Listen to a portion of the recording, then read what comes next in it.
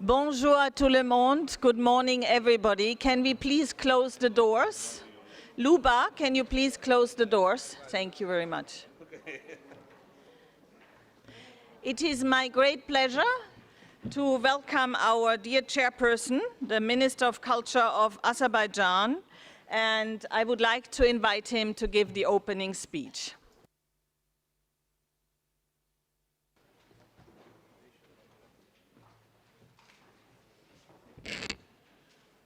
Distinguished members of the World Heritage Committee, dear state parties, dear colleagues on the advisory board, ladies and gentlemen, it's my honor to be here with you today on the occasion of the information and orientation session dedicated to the 43rd session of the World Heritage Committee, which we suppose and looking forward to happen in Baku, the capital of Azerbaijan, on 30th of June until 10th of July this year. Of course, it's an honor for my country to be the host of such a distinguished body. It's also a personal matter of honor to me. I had an honor to be the chair of the Committee for the Intangible Heritage in 2013, so it is my second experience and I hope it will be not less successful like the previous one.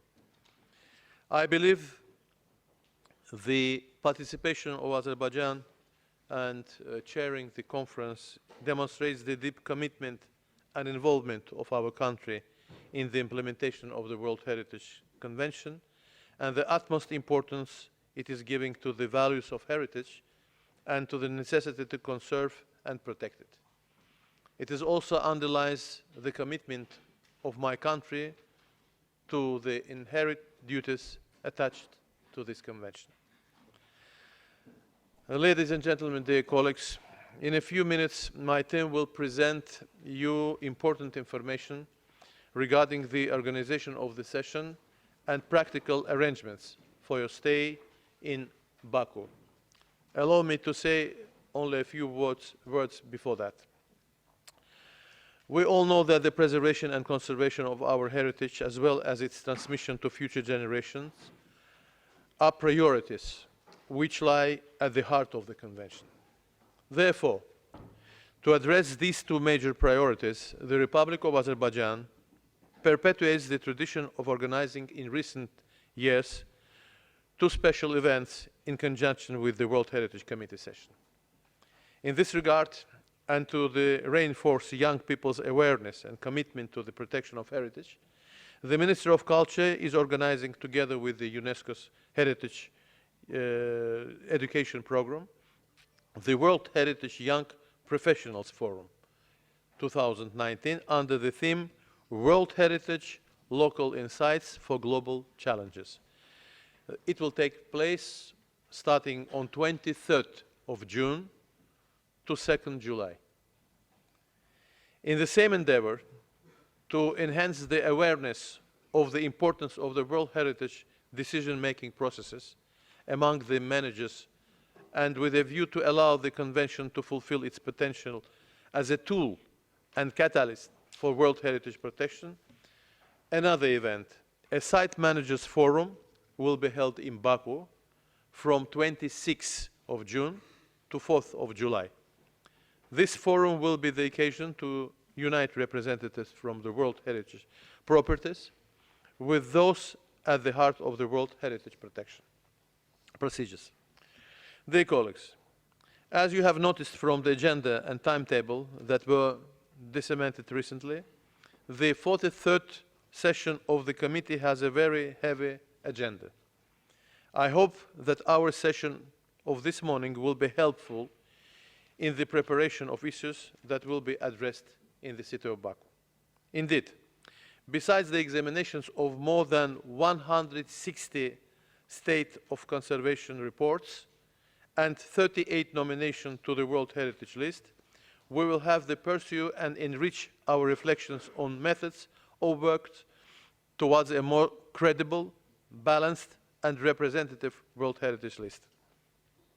The discussion is notably being held with the framework of the ad hoc working group established by the committee in 2014, which continued its work very closely with the members of the committee, state parties, advisory bodies throughout the year, and has chaired this ad hoc group. Azerbaijan was the chairing the ad hoc group, and we will be happy to report you during this session about the information about the activity. Moreover, we will have to ensure objective and constructive decisions are taken in a spirit of dialogue and consensus during our forthcoming session. Thus, to allow for better preparation to this common work, it is also my pleasure to inform you that an orientation session for committee members is scheduled for today at 11:30, immediately after this informational session.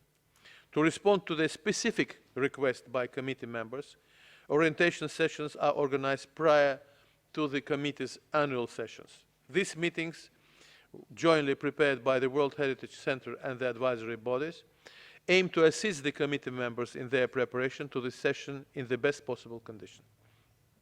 Such sessions contribute to assist in the process of objective and constructive decisions by committee members and recall the processes to follow or take into account in the decision-making as required by the Convention, the operational guidelines, as well as the rules of procedure. This session will cover several topics and key notions related to relevant procedures in the framework of the implementation of the Convention, including outstanding universal value and state of conversation. As you know, another orientational session will be organized immediately prior to the 43rd session of the committee on 30th of June, one day in advance of the opening ceremony, to give you another opportunity to raise any questions you may still have. Dear colleagues, I will not take your time too much. Allow me just to reiterate that as a chairperson, I will do my best to provide you with the best conditions possible to achieve the work which stands before us for this 43rd session. In this regard, please be aware that I am at your entire disposal to facilitate dialogue, to ensure your convenient conditions in the country of Azerbaijan. We will try to provide you also with the very rich cultural program, and I hope that you will be satisfied with the organizational situation and the hospitality provided to all those who will participate during this meeting. Thank you for your attention.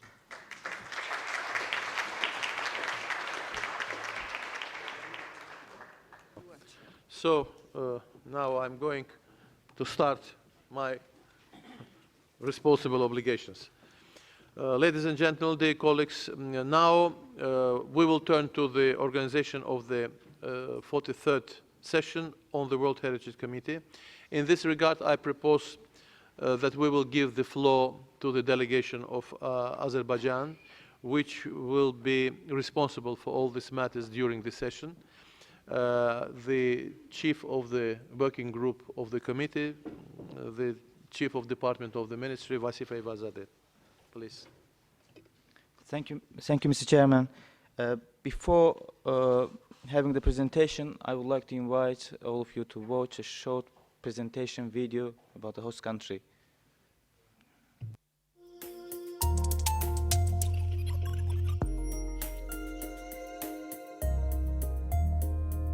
Welcome to the 43rd session of the UNESCO World Heritage Committee.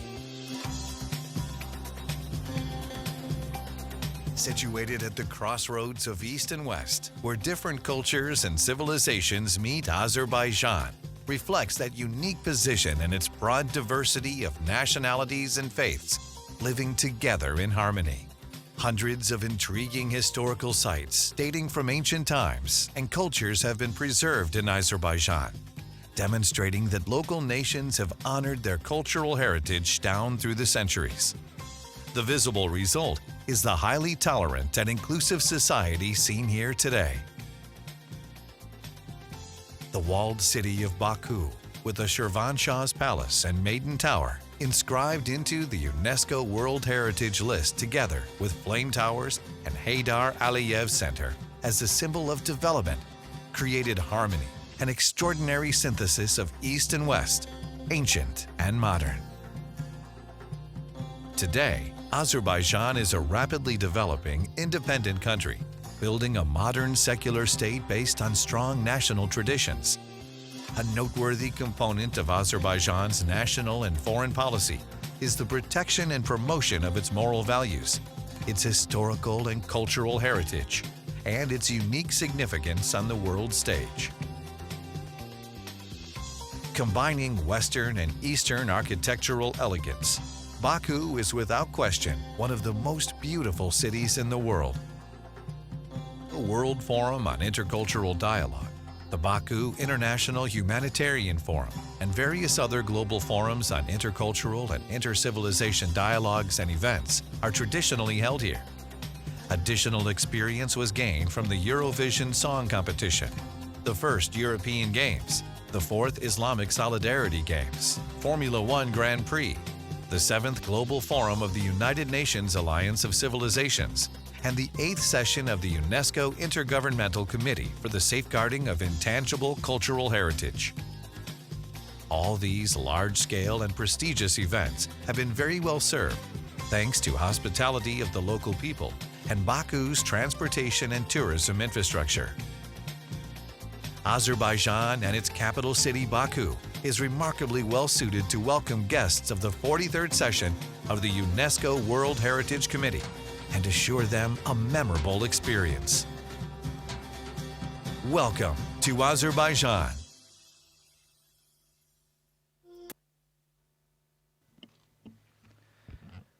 Ladies and gentlemen, I'll be very short about the presentation because we provided information in the general information document, which is on the website of the committee session, and I'll be more brief and focus on the technical issues. Then I'll be happy to respond to your questions.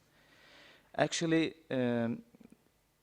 starting with registration, the registration which has been launched from the beginning of April is active on the website, and guests are still registering their participation. We have already around 1,000 registered participants, except the site managers forums and the young professionals forum. We work closely with UNESCO Secretariat while preparing online registration process, an application and control panel database to make it comfortable and easy to navigate from both guests of session and UNESCO. This soft will be used for on-site registration and badge distribution as well. Here are the badge designs that we have developed for the event, and each category has a unique color code accordingly. We have prepared them in close communication with the focal points of UNESCO Secretariat, in particular with the World Heritage Center. At the venue, we will have a special entrance during the session, directing to the accreditation desk, where 10 to 20 trained persons will provide badge distribution and on-site registration. Special desk for difficult registration cases and special waiting area will also be set up in the center. So we will have this event in the Baku Congress Center. Then I'll give more information about the Baku Congress Center.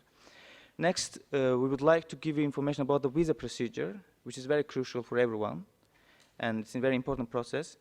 There are 3 ways of getting visa to enter Azerbaijan to attend this session. First, participants can apply for visas through consulates and diplomatic missions of the Republic of Azerbaijan in their home countries.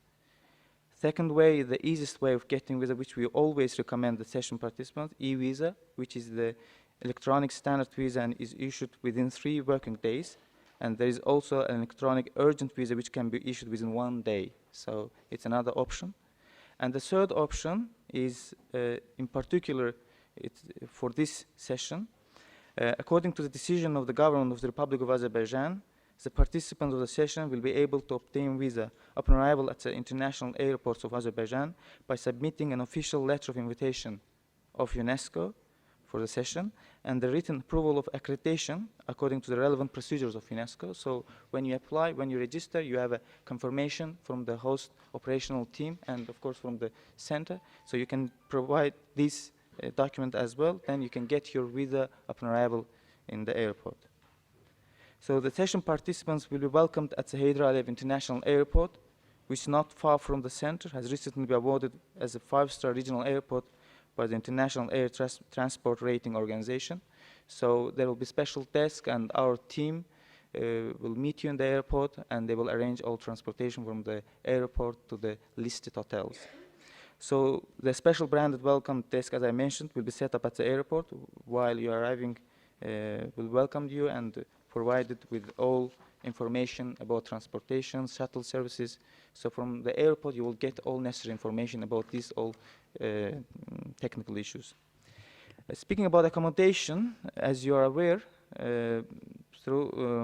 we provided more than 20 hotels in the website that you can apply and you can book the hotels through the company, which has the special rates for the hotels. And if you have any problem with the hotel or accommodation issues, you can also directly write to our operational team. There are emails, then we can assist you, we can ease the process.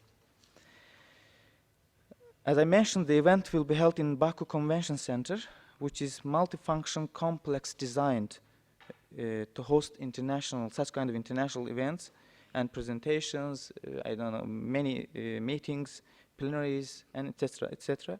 So this area will be allocated for this particular event, and you will have a special map during the session, so you will have all necessary directions to each room, and you will see what happens in which room, so you will have all this information there. So as mentioned in the video, we have many events in this venue, and it's already experienced venue and experienced team that will help us in the venue. So you can see the pictures of the venue. And of course the main hall, which can accommodate 3,500 participants at in the same time. So it's a quite big hall, and it had very good facilities for such kind of events. So, and another exceptional and important point is that this convention center is just located near the Heydar Aliyev Center, which is the famous, which is built or designed by the famous Iraqi British architect Zaha Hadid, and it has very distinctive architecture and flowing curve style, etc. So you will have a chance to just cross the way and to see this interesting building and to visit the museums there, and etc. The rooms in the Baku Convention Center have been equipped in accordance with the technical requirements of UNESCO, and there is 3D visual presentation of the rooms. So there will be side events, meetings, bureau meetings, and all offices. So all necessary people will be there. So we received approximately 35 side events. Now we are in consultation with the World Heritage Center. So we are working with them and working on them to decide and to allocate the 2 rooms and with necessary equipment for this side event.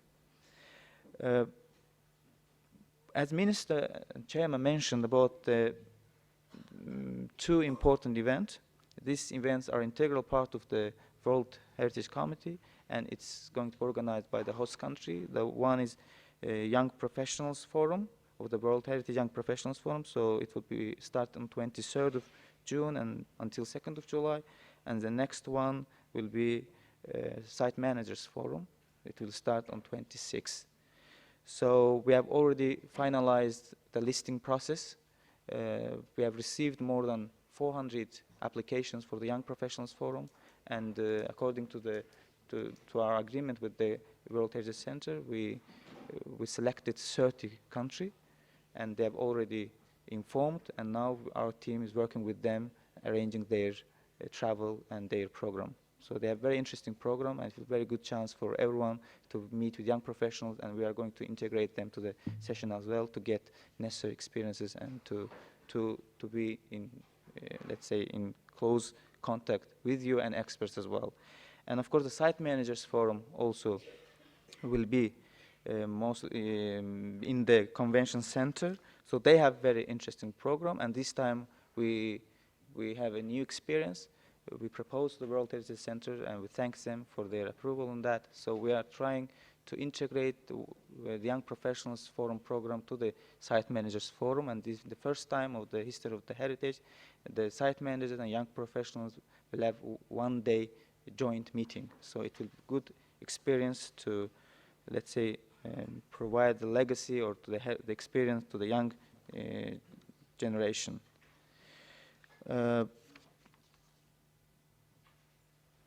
So as I mentioned about the side events, so we received many requests concerning side events and the technical requirements. So we have some technical support in the existing rooms, but sometimes we have additional requirements. So we already provided the contact of the companies, which will help us during the committee and the venue. So they will assist to the concerned party, requested party, to arrange their technical, let's say, requirements. For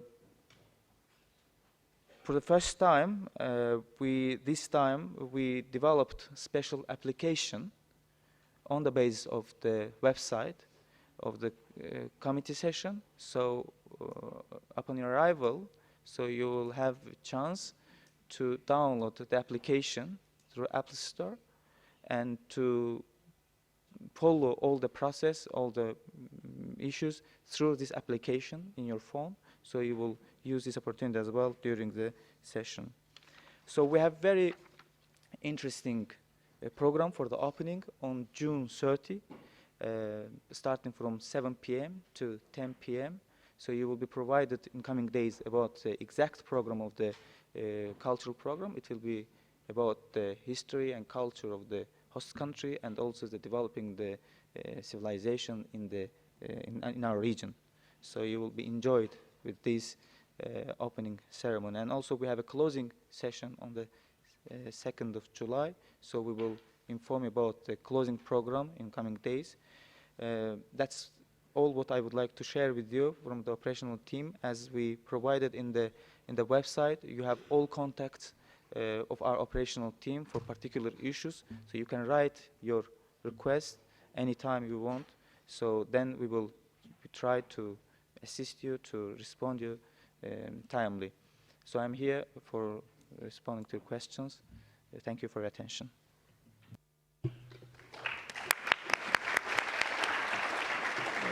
Thank you very much. I would only like to add that apart from the official meetings which were described here, we are preparing quite an interesting cultural programs all over the days, and in the evenings you can enjoy the theaters, the museums, the cultural events specially organized for this event.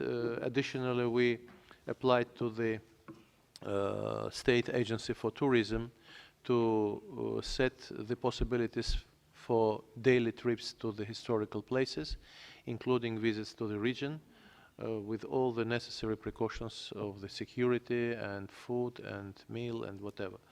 So I would like to thank the chief of the department. Now I invite you to raise the questions, and maybe there are some matters which you are concerned about. Maybe we will be ready to answer the questions which we have a team here which is responsible for visa matters, for technical matters, and for registration matters. So each of them is here to provide all necessary information for you. You're welcome.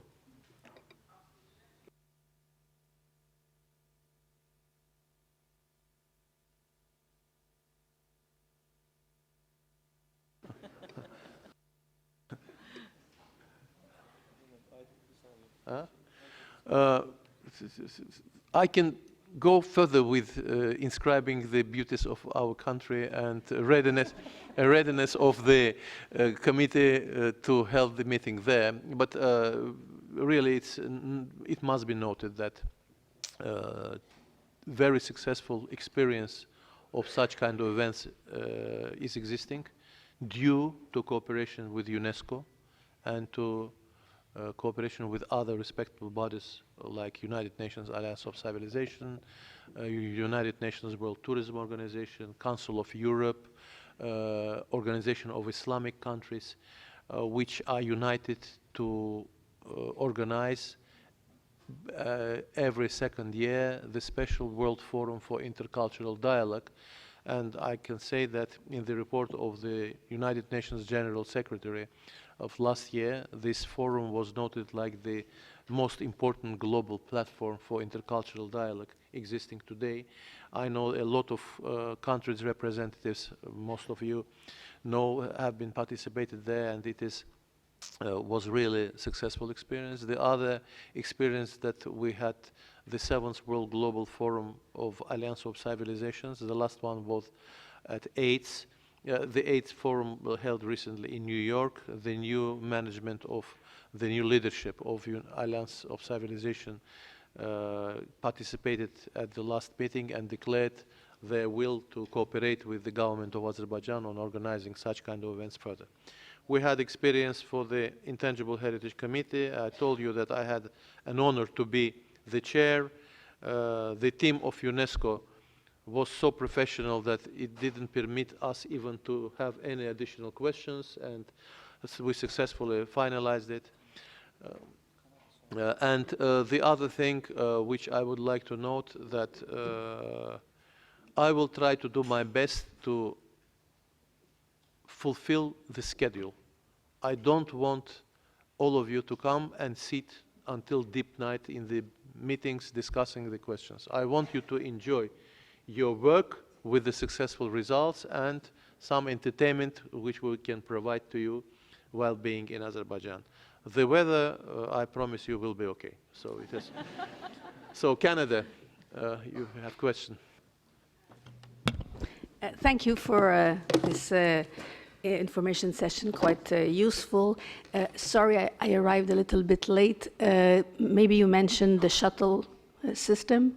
Are all the hotels in the brochure deserved by the shuttle system, or because if we take another hotel that is not mentioned, how the hotels which are included in the proposal, which is on the site, will be provided with the shuttle transportation to the venue during the day.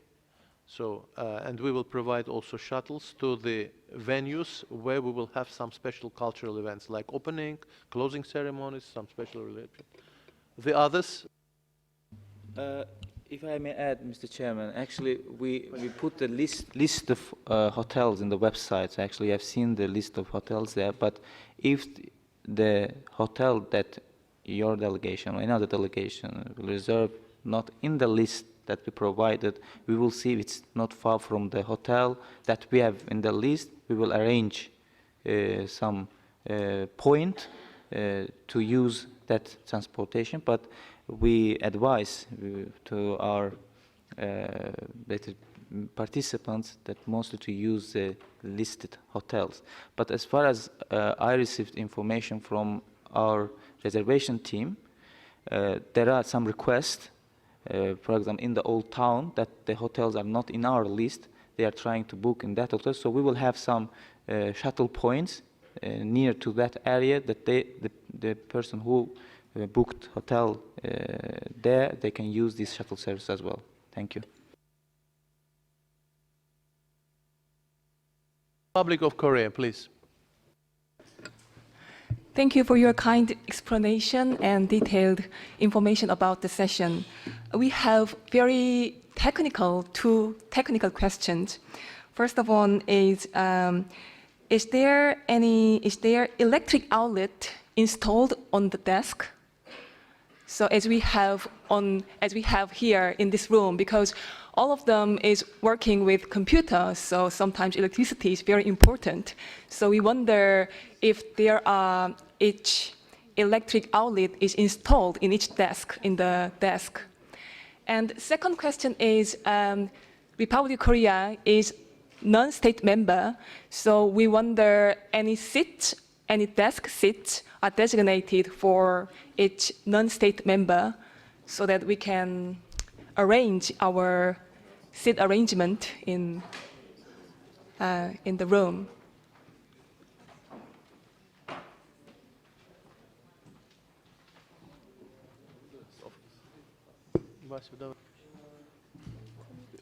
Very briefly, that the questions that you raised, so the issues you raised will be arranged during the session. So don't worry for that. There will be additional seats, and also there will be technical facilities for your computers and etc. in the desk.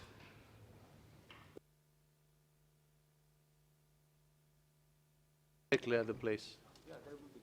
There will be special charger sockets to have this possibility.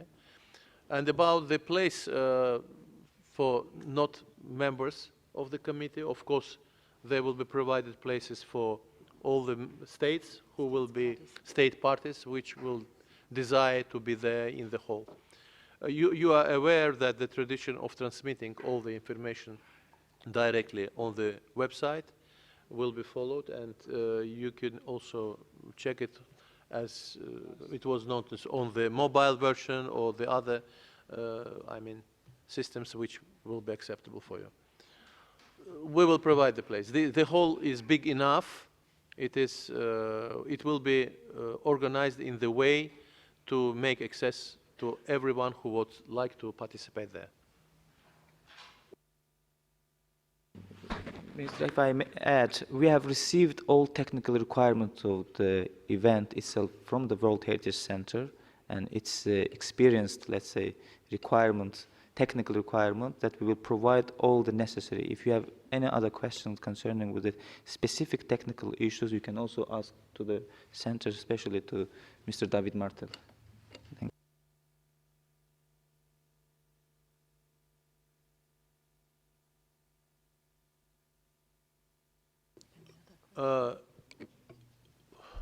Maybe any other question? Okay, then I will move to another, not less important matter. You will be provided with, the committee members will be, the food facilities, everything will be organized. Within the very close reach of this venue, there will be a lot of small restaurants, traditional restaurants, places to have some food, to enjoy walking and so on.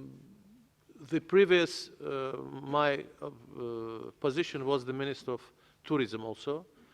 The logo of Azeri tourism is as following. For those who don't want to lose the weight. Please note that food will be attractive, and you must be ready to know that you will be a little bit suffering from a variety of food. For vegans, vegetarians, everyone, they will be provided every necessary conditions. So be ready to gain a couple of kilos and come back.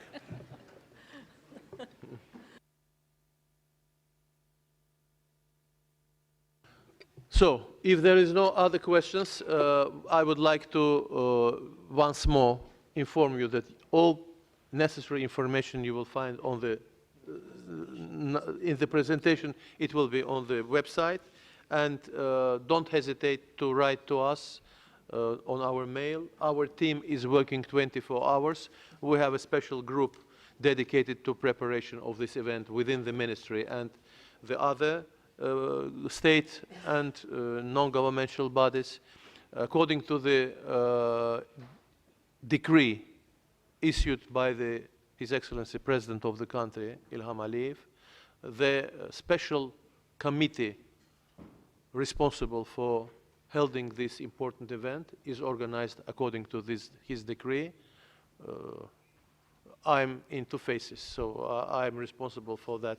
But all the government members are members of this committee, and their responsibilities are under the legislation of the President of the country. So everyone knows what to do, how to act, and we hope that this committee will be successful in cooperation with the World Heritage Center for all the tiny matters which can occur. So I would like now to give the floor to the Director of the World Heritage Center, Mrs. Rossler, who will present the next matter on our schedule, which concerns the review of the agenda, timetable, and documents for this session. We're listening to you, please.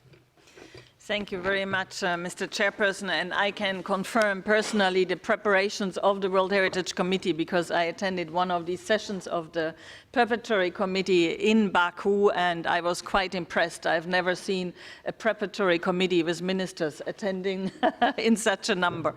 I am going with you through the preparations for this session, but let me also introduce the team here on the podium. Our Deputy Director, Jyoti, who is in place since the 1st of November, and Petya Tocharova, who is running the PSM team. And we have today the pleasure to have our rapporteur. Mahani is here.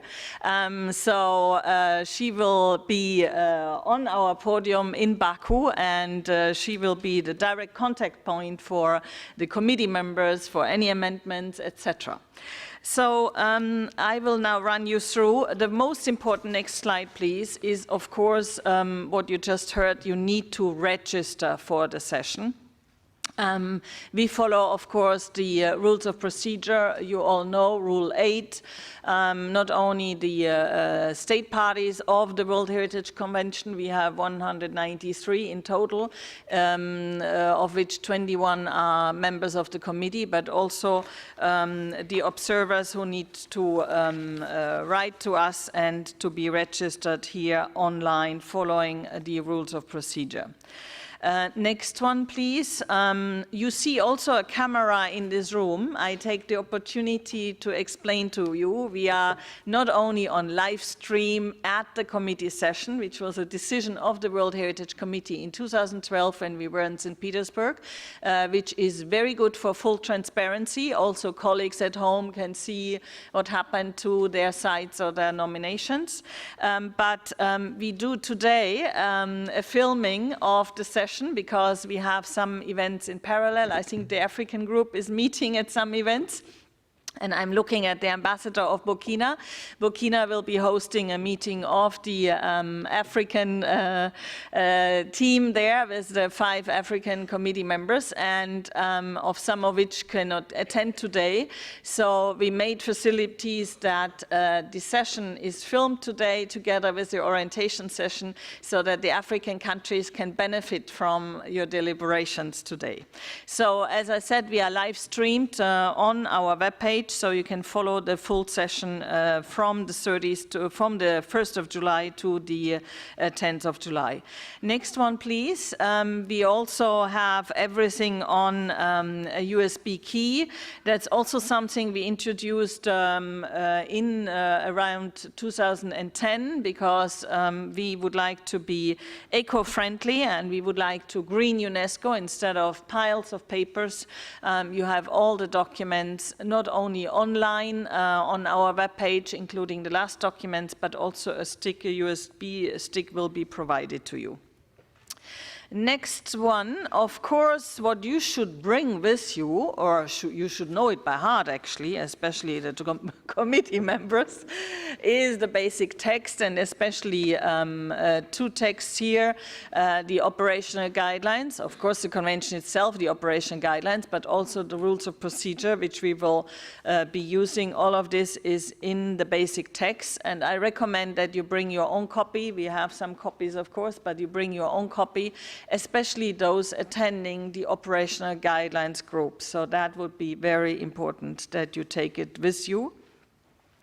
Now, let me go through the agenda, the timetable, and the different documents and information regarding working groups. I think that is very important.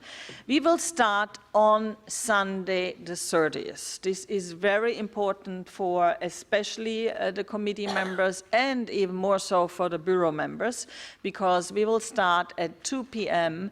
with a bureau session. At this Bureau session, we will fulfill the functions of the Bureau, which is to review the agenda and the timetable, etc., for the committee and any issues which may occur. This will be, of course, chaired by the chairperson. And so as we have a session of the Bureau on Sunday, we will not have a Bureau session on Monday morning. So this is very important for those who will come to the Bureau. Then at 3 o'clock we will do another orientation session, especially for the committee members, but of course all states parties are very much welcome to attend that, because then you can also familiarize yourself with the committee room, and it will be of course an occasion for the chairperson and myself to test the committee room and to see where are actually the committee members sitting, the advisory bodies whom I welcome today. You have them all with us, ICOMOS, ICROM and IUCN. And so you can also find your seats then in the committee room and familiarize yourself. Then we will have an opening session at 7 p.m., if I'm not mistaken, Mr. Chair, and believe me, I think that will be a very nice event. They have a very dedicated team to prepare a nice ceremony.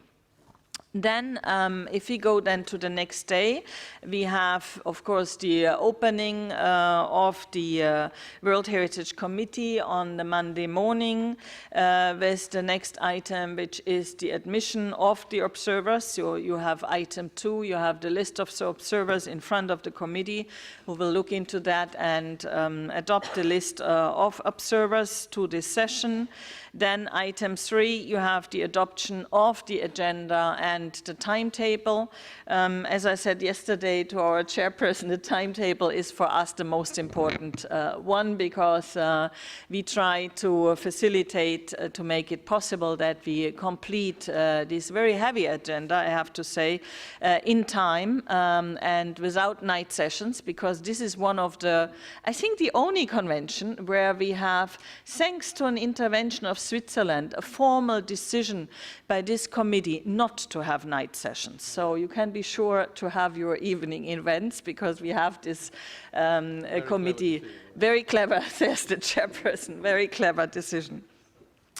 Then we move to item 4, and I see that our former rapporteur is also in the room, Mrs. Zeichner, who will report on the last session of the World Heritage Committee in Bahrain. So to brief you on all the members and observer states on the outcome of the last session. And then we will move to open a number of items which we will keep open during the session. First of all, it's item 14, and that is in order to constitute the consultative body, which we call the Budget Working Group. This is practically a standing working group during the World Heritage Committee. The next one is, and this year we have 2, the next one is the constitution of the consultative body on the operational guidelines. Now, we are aware that a number of members, especially of the committee, but other delegations may have reduced teams, so we made sure that these 2 consultative bodies are consecutive, so they are not in parallel, which means you can have your lunch and you have for 1 hour either the operational guidelines group or the budget group. Then there is item 12, which we also open, because that's the follow-up to the recommendations of evaluations and audits, and it's also the outcome of the ad hoc group. So there may be further discussions throughout the session, which you may wish to take into account. So we open the item, and then you consider it on the, if I'm not mistaken, on the 10th of July, and you close the item at that point in case you had added any other issues and requests to the decision of the committee. Then we will move, we are still on Monday, we are moving then to item 5A, which is the report of the World Heritage Center on the activities and the implementation of the decisions this committee has taken. So I will give a detailed report to you on all of this. The document has been already dispatched. Now, then we will come probably around lunchtime, Mr. Chair, to the message of the young people. As you have just heard, there will be 2 fora before the World Heritage Committee. There will be the Forum of the Young People, and there will be the Site Managers Forum. And the young people will present their message to the full World Heritage Committee. It's always a very exciting event, and it's very interesting what the young people have to tell us. Then we come, probably after lunch on the Monday, we come to the reports of the advisory bodies, which you will look into that. And then we come to 2 items which are really important, which are the item 5C, which is on the World Heritage Convention and Sustainable Development. Jyoti will present this item. This is a very critical one. As you know, it's not only on Agenda 2030, but it's actually on the implementation of the policy which the General Assembly adopted in 2015 on World Heritage and Sustainable Development. Then we come to item 5D. This is also a very critical item, and it's the first time in the history of this convention that we have this item on the agenda, which is item 5D on priority Africa, sustainable development, and World Heritage. And in this regard, I just remind you that we also have on Monday and Tuesday next week, so 3rd and 4th of June, here in UNESCO, the Africa-China Forum, where a lot of discussions are taking place, also in relation to sustainable development. So some of the representatives here may wish also to come to this event. Then item 5E, that's another request which came from the World Heritage Committee to have an item on the strengthening of the dialogue between the advisory bodies and states parties, and that we will discuss also on the Monday. Now we come to the 2 major items of this World Heritage Committee session. The 2 key items where many people from your countries are coming is item 7, which is on state of conservation, and item 8, especially on the nominations. Now, under item 7, we have 3 separate items. One is the general item 7, where we will discuss general issues on state of conservation. It's again an item which we will present, but then we keep it open, because during the discussions on specific state of conservation items, you may have a general debate which you may wish to reflect under item 7. I remember at one committee session we had in the decision of item 7, 60 paragraphs. Is that correct? Yes. Which was quite a lot, but it showed what was very important for the World Heritage Committee, to take lessons learned from specific cases into the general debate on item 7. Then we have item 7A, which means those sites inscribed on the list of World Heritage in danger, where we have a reporting requirement to the World Heritage Committee, and item 7B, which is the state of conservation of properties on the World Heritage list. Now, you can see here the figures. We have a total of 166 reports. You may think this is a lot. This is definitely a lot, because the committee took a decision that the committee wishes only to look up to 150 reports per session, which require decisions of the committee. Now, we are not capable to stick to 150 because we have so many issues at World Heritage Site. And for me, this is an alarm clock. We bring only the top of the iceberg to the attention of the World Heritage Committee, but it's actually really an alarming situation. So we have 54 reports under 7A, which is sites on the danger list and 112 reports under item 7b. Let us look at the dispatch situation, next one. I'm very happy that we made it for the first dispatch, which is our statutory deadline. As you all know, I keep to statutory deadlines, which is 6 weeks prior to the session. So we did a big dispatch on the first dispatch on the 20th of May. And here you see the second dispatch will be going on the 7th of June. So that means for the documents on state of conservation, we had nearly 100 state of conservation report. I think the correct figure was 96. I'm looking at Richard, who is controlling me on state of conservation. So we dispatched already 96 reports. And the other reports you will see in the next dispatch on 7th of June. Let us look a little bit at the statistics. Mr. Chair, I'm very, very proud to report that this year the states parties did extremely well. That means most of you here in the room, you did really extremely well because we got 99% of the state party reports. I have not seen this in my 28 years working with this convention. So I think that is an extremely good result. Bravo.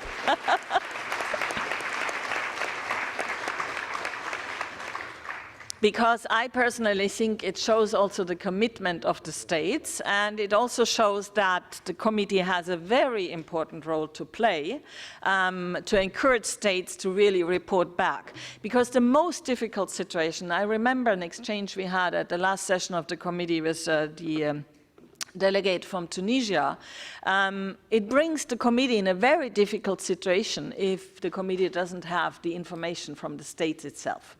So I think that is quite a good result already. Now, in terms of how do we deal with this avalanche of reports, Mr. Chair, because you will be chairing. So let us look. We have a document which is INF7, which proposes a number of reports for discussion, especially the selection of the sites where the committee needs to take certain decisions, removal from the list of World Heritage in Danger, for example, or moving a site from the World Heritage list into the list of World Heritage in Danger. These are decisions the committee has to take, so we will select a number of sites which you definitely have to discuss. But then we have the procedure, next slide please, where committee members, and I'm underlining committee members because sometimes I get emails from others, this is not the procedure, it's the World Heritage Committee meeting taking the decision. So there is a deadline for requests. So if any committee member wishes to open another site for discussion, and we are talking about document INF7. So for committee members, that's a crucial document. You have until 19th of June to present this request, but you have also to tell us the reason why you would like to open this site for discussion. Okay, this is very important. So in the evening then of 19th of June, we look how it looks like also in terms of how we manage time at the World Heritage Committee session. Now, the next slide, you can take out your smartphones and take a photo, but we will put this PowerPoint also on our webpage, of course. But this is a critical slide when you want to come to the World Heritage Committee, including for your site managers, some of whom are already there. This is the order of the state of conservation discussions. So we start this year with natural sites. We go to the mixed sites and then the cultural, and the order is Arab states, Asia Pacific, Europe and North America, Latin America and the Caribbean, and Africa. We change this order every year so that we treat all the regions of the world equally, and this is the order we have this year.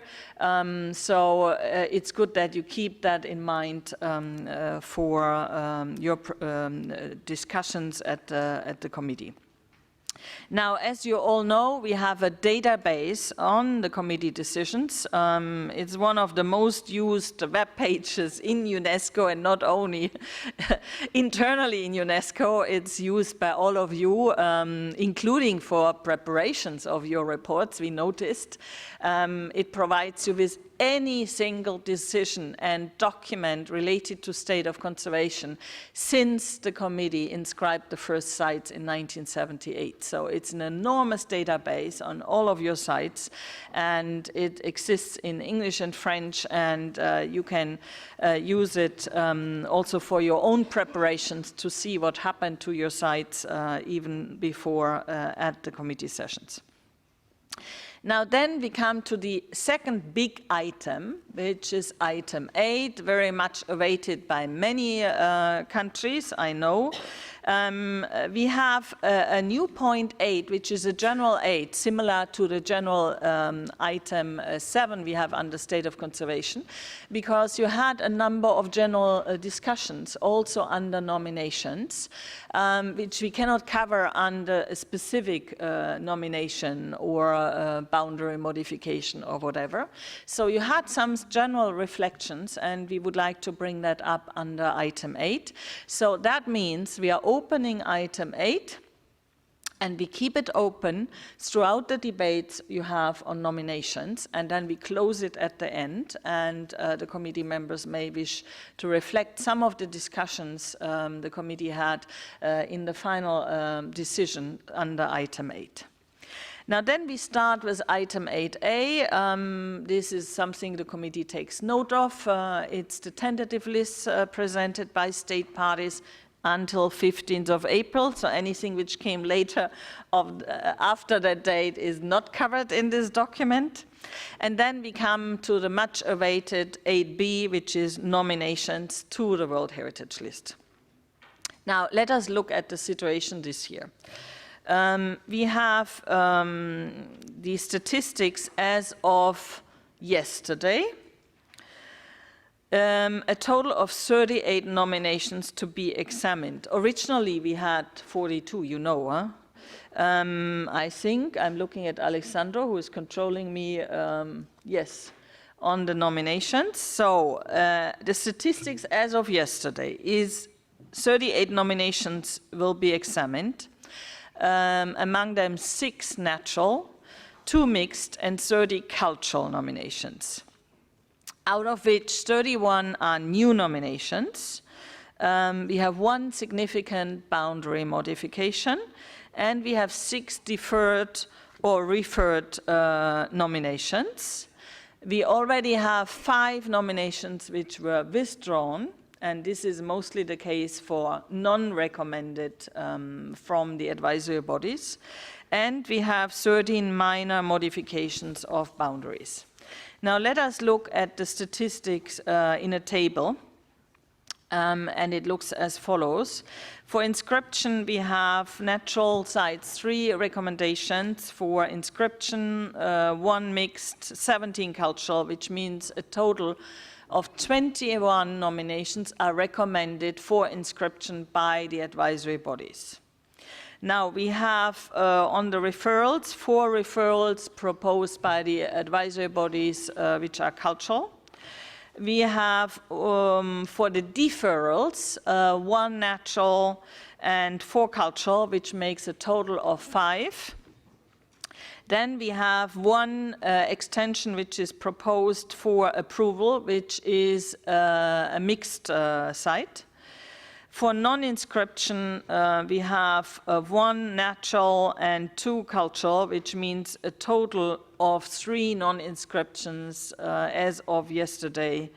And we have the decisions, there will be still decisions which come up in the second dispatch, which was not new nominations but referred back nominations, etc., of which 1 is natural and 3 cultural. So in the next dispatch you will have 4 decisions which come out on the 7th of June. which makes a total of 6 natural nominations to be examined, 2 mixed, 30 cultural nominations, a total of 38, which is still, Mr. Chair, quite a high number, so which makes our timelines a little bit difficult, but I'm sure we will manage. Now let us also look at these recommendations by regions, because that's also interesting.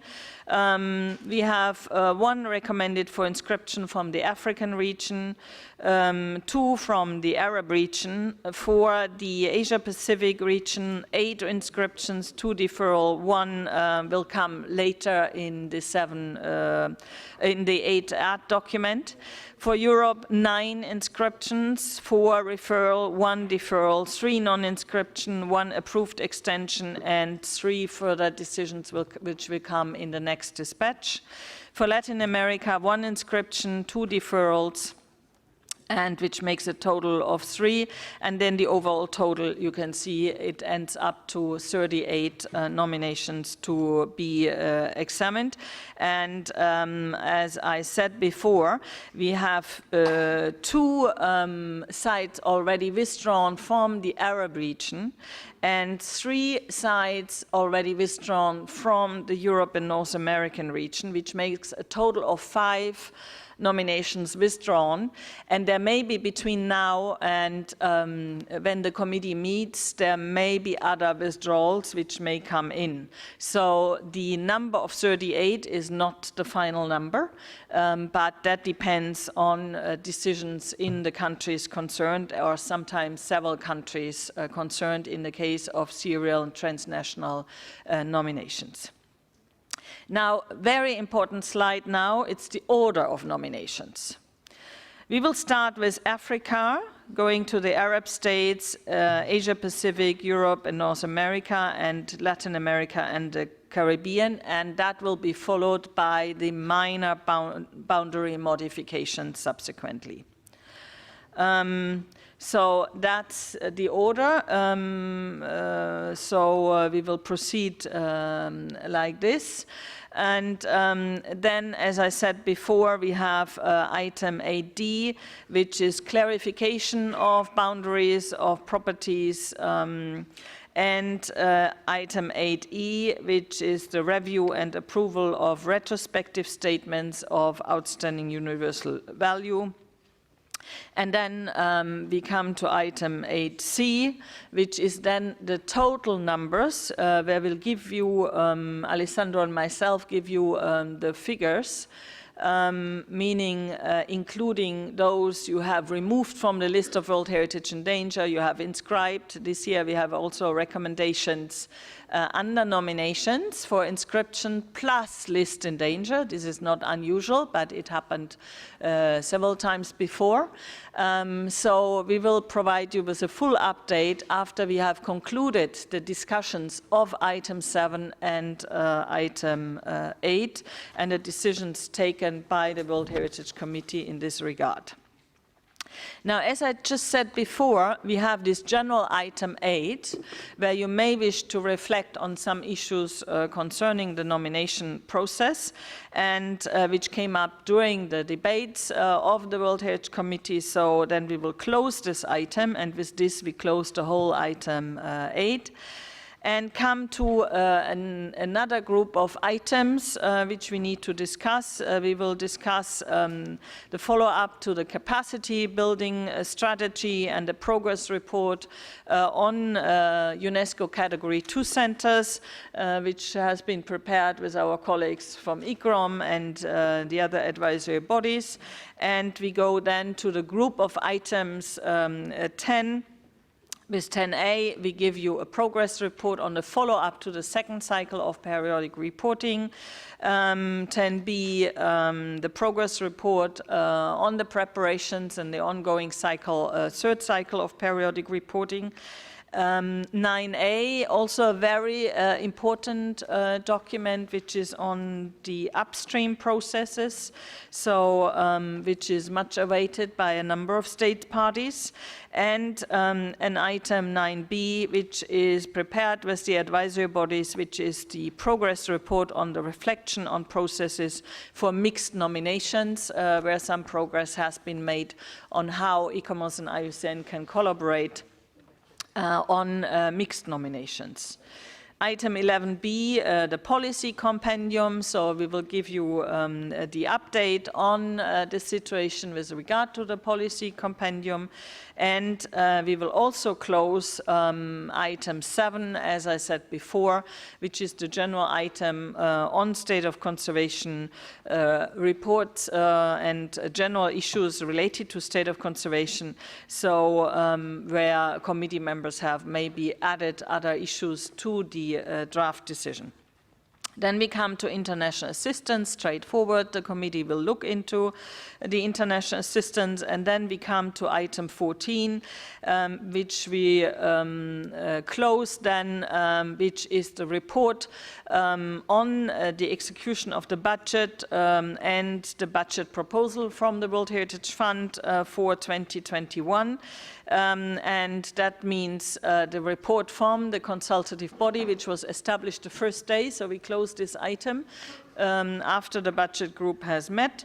And the same is true for item 11A, which is the revision of the operational guidelines. So we report back on the working group on the operational guidelines under this item.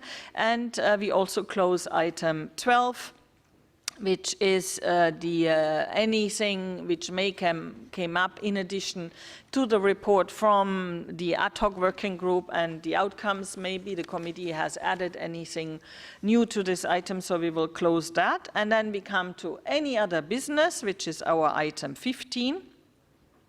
And very importantly, item 16.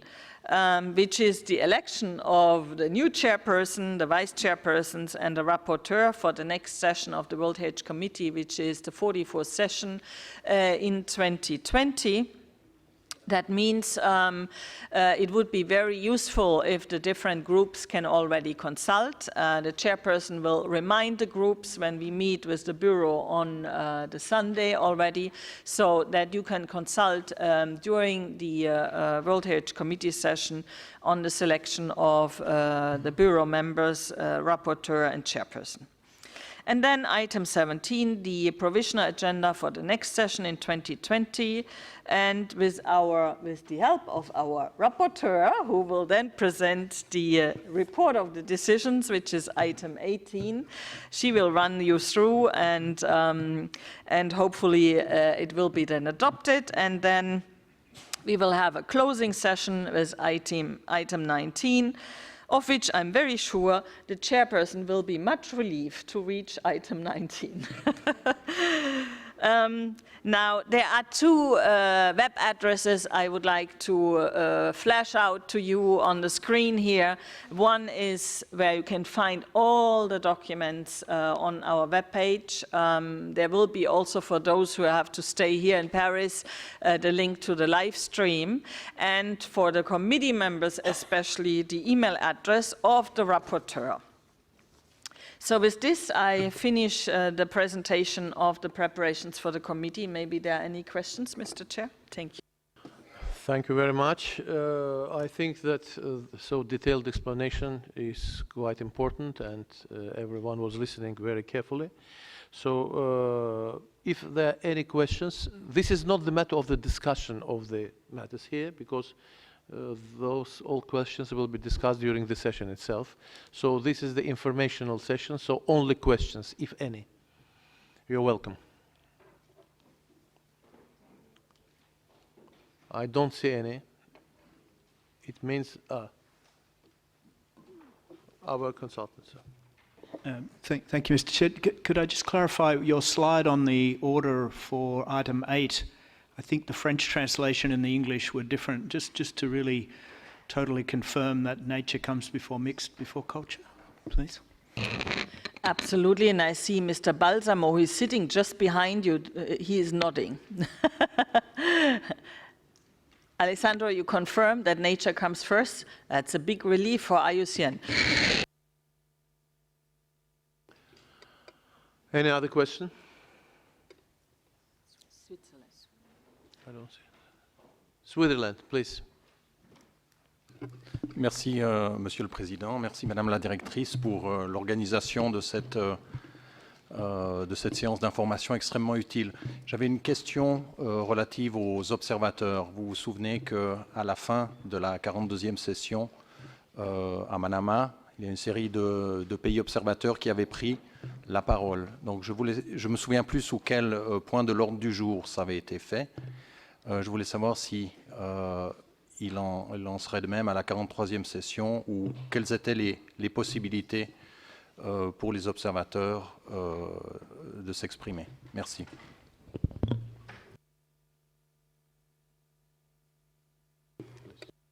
Thank you very much, Mr. Chair. The observers can, of course, intervene. That's not a problem. But this depends on the items. For example, if Switzerland has a nomination, I cannot remember from the top of my head, of course you cannot just intervene. In case the committee is asking a specific question to the state party concerned, then you can intervene. On any general matters, the observers can intervene at any time, but it's the prerogative of the chairperson, especially in terms of time management, to reduce the number of minutes. We will have, of course, a timer, etc. But of course, I think this is especially very important because this convention concerns all of you, all the 193 countries, all the sites on the World Heritage List. So if you have any general observations, especially you can mention them under the general item 7, under the general item 8. Of course, observers have the right to take the floor. Thank you. Thank you. Korea, please.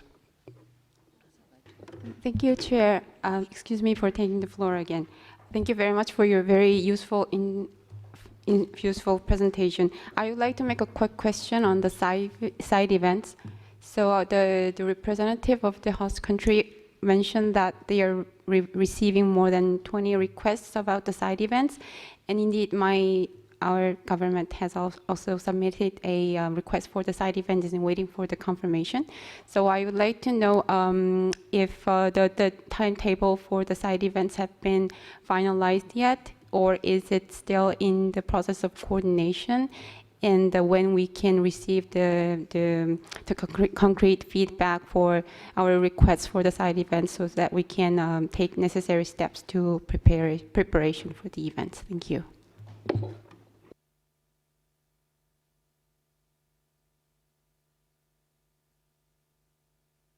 For the side events, I think we accepted all necessary requests. Until now, we are trying to look that through. Please. Thank you very much, Mr. Chair. Basically, the requests for side events are being sent to the World Heritage Center, who is, of course, collaborating with the authorities of the host country. Currently, all requests have been reviewed. The timeline was up until the 10th of May, if I'm not wrong, for submitting requests.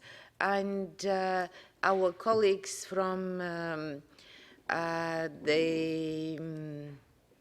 meetings section, I don't remember exactly what's the name, but the people who was PCM, who are helping us with the logistics, they have been contacting, are in the process of contacting all those that have requested side events to inform them about the concrete modalities, whether it's approved, and to put them into contact with the host country authorities, which will then provide more logistical information about the organization.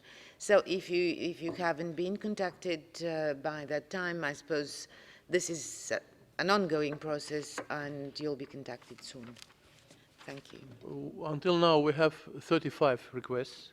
We try to accommodate all of them, but we have to check all these new proposals due to the possibility of the venues and the places. This is the only matter which we're concerned about. Anyway, the deadline is behind, but if there are any urgent requests after that, we will be glad to support.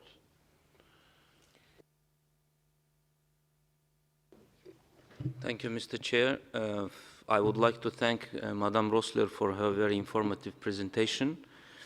I would like to just focus on one agenda item 5D, Priority Africa Sustainable Development and World Heritage. As it is rightly mentioned by Madam Director, it is for the first time the committee will discuss this very important agenda item, and I'm very pleased that delegation of Azerbaijan, along with the delegation of Brazil, co-sponsored this inclusion of this agenda item into the agenda of the Baku session. It was done in Bahrain last year, and we are very pleased that this agenda item is there. We didn't have time to look through the document presented on under this item, but I would encourage the members of the committee to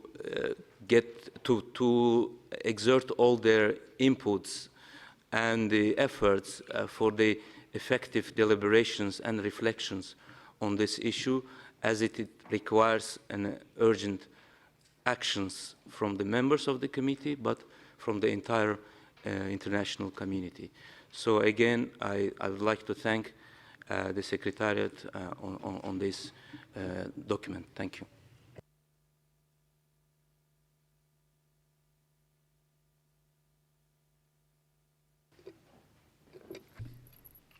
Merci, Monsieur le Président. Je voudrais tout d'abord vous remercier pour toutes les informations pertinentes qui nous ont été communiquées sur le déroulement de la 43e session du Comité du patrimoine mondial. Merci à Madame la directrice du Centre pour sa présentation ainsi que pour toutes les explications qui ont été fournies. Et surtout cette vidéo, comme elle a dit, qui sera fort utile pour les membres du groupe électoral 5A qui sont actuellement en réunion plénière. Je voudrais tout d'abord faire écho à ce que l'ambassadeur d'Azerbaïdjan a dit pour l'inscription du point 5D, et qui pour notre groupe est un point très très important. Et justement, notre préoccupation, c'était de nous assurer qu'au titre de ce point, il y a quelque chose de concret en termes de décision, de projet de décision. Nous souhaiterons en tout cas que nous soyons impliqués avec le Centre du patrimoine dans le cadre de la préparation de cette décision. Ma deuxième préoccupation porte sur les réunions du groupe de travail du comité. Généralement, au cours de la session, il est question de rencontres pour valider les différentes concertations qui se sont tenues tout au long de l'année. Je n'ai pas perçu la programmation de cette réunion du groupe de travail en parallèle de la session plénière du comité. Je voulais juste m'assurer que c'est bien programmé. Merci, Madame la Directrice.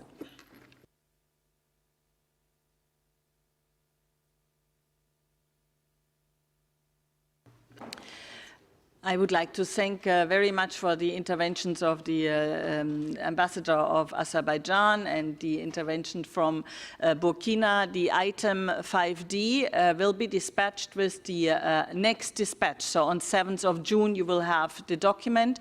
And I fully support you need to look very carefully at this document and discuss also among yourselves if there's any addition needed to the draft decision. Now, in terms of working groups, I'm not sure I fully understood. You had the ad hoc working group, and that report will be provided to the World Heritage Committee.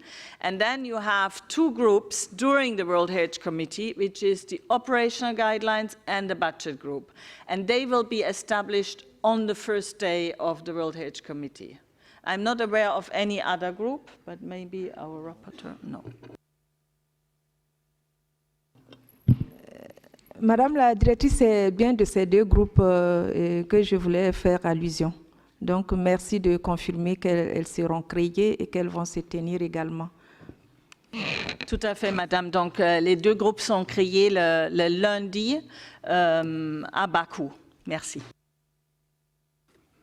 Merci. Philippines, please. Thank you very much, Mr. Chairperson, and thank you for organizing this meeting and the useful information. We'd like to also thank Director Rosler for the briefing.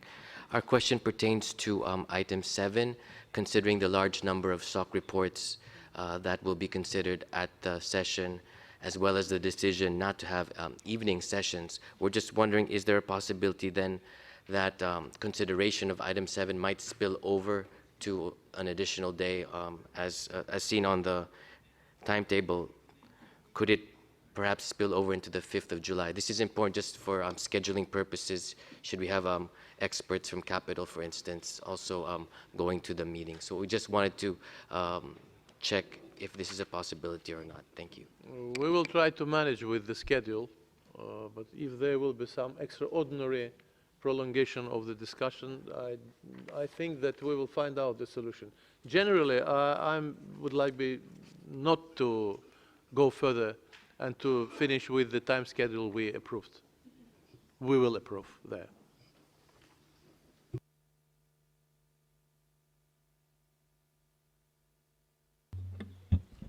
Thank you, Mr. Chair, for arranging this information session, which is very much useful. Azerbaijan has a tradition of being an excellent host country, and we are looking forward to it. I also thank the Director WHC for her very comprehensive presentation. My question is that the orientation session for committee members during 43rd session at Baku is open to observer member states. May I know whether today's orientation session is also open to observer member states? The one that will start at 11:30. Thank you. It is. Both of them are open for the observers.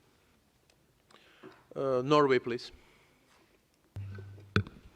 Thank you, Mr. Chair, and also thank you very much for this useful information. Norway is indeed looking forward to going to Baku for this committee meeting.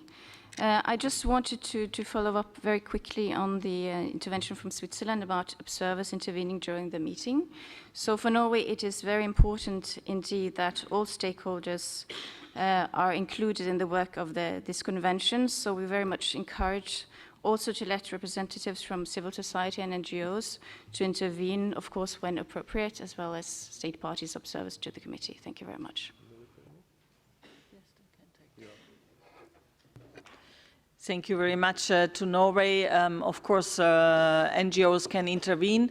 As you know, there will be also an NGO forum on the 29th, the day before. So there have been decisions by this World Heritage Committee, especially in Krakow in 2017, which welcomed a new dialogue with civil society. And as you know, you will have in the committee room, Mr. Chair, we have 3,000 people. There are many, many NGOs.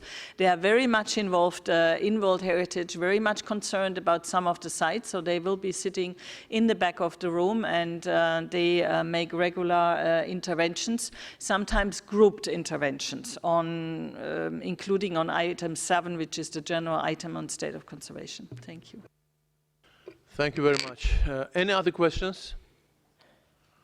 So if any, we will be ready to answer them after this session too, and of course at the Baku meeting we will finalize all the matters which can occur before that time. So now we have finished with the session of information regards the organization of the session in Baku. We will now turn to the orientation session, which is dedicated to committee members, but it was noted that the countries who want to participate can stay. When? Before that? Yes. No, Not there. not that. So, but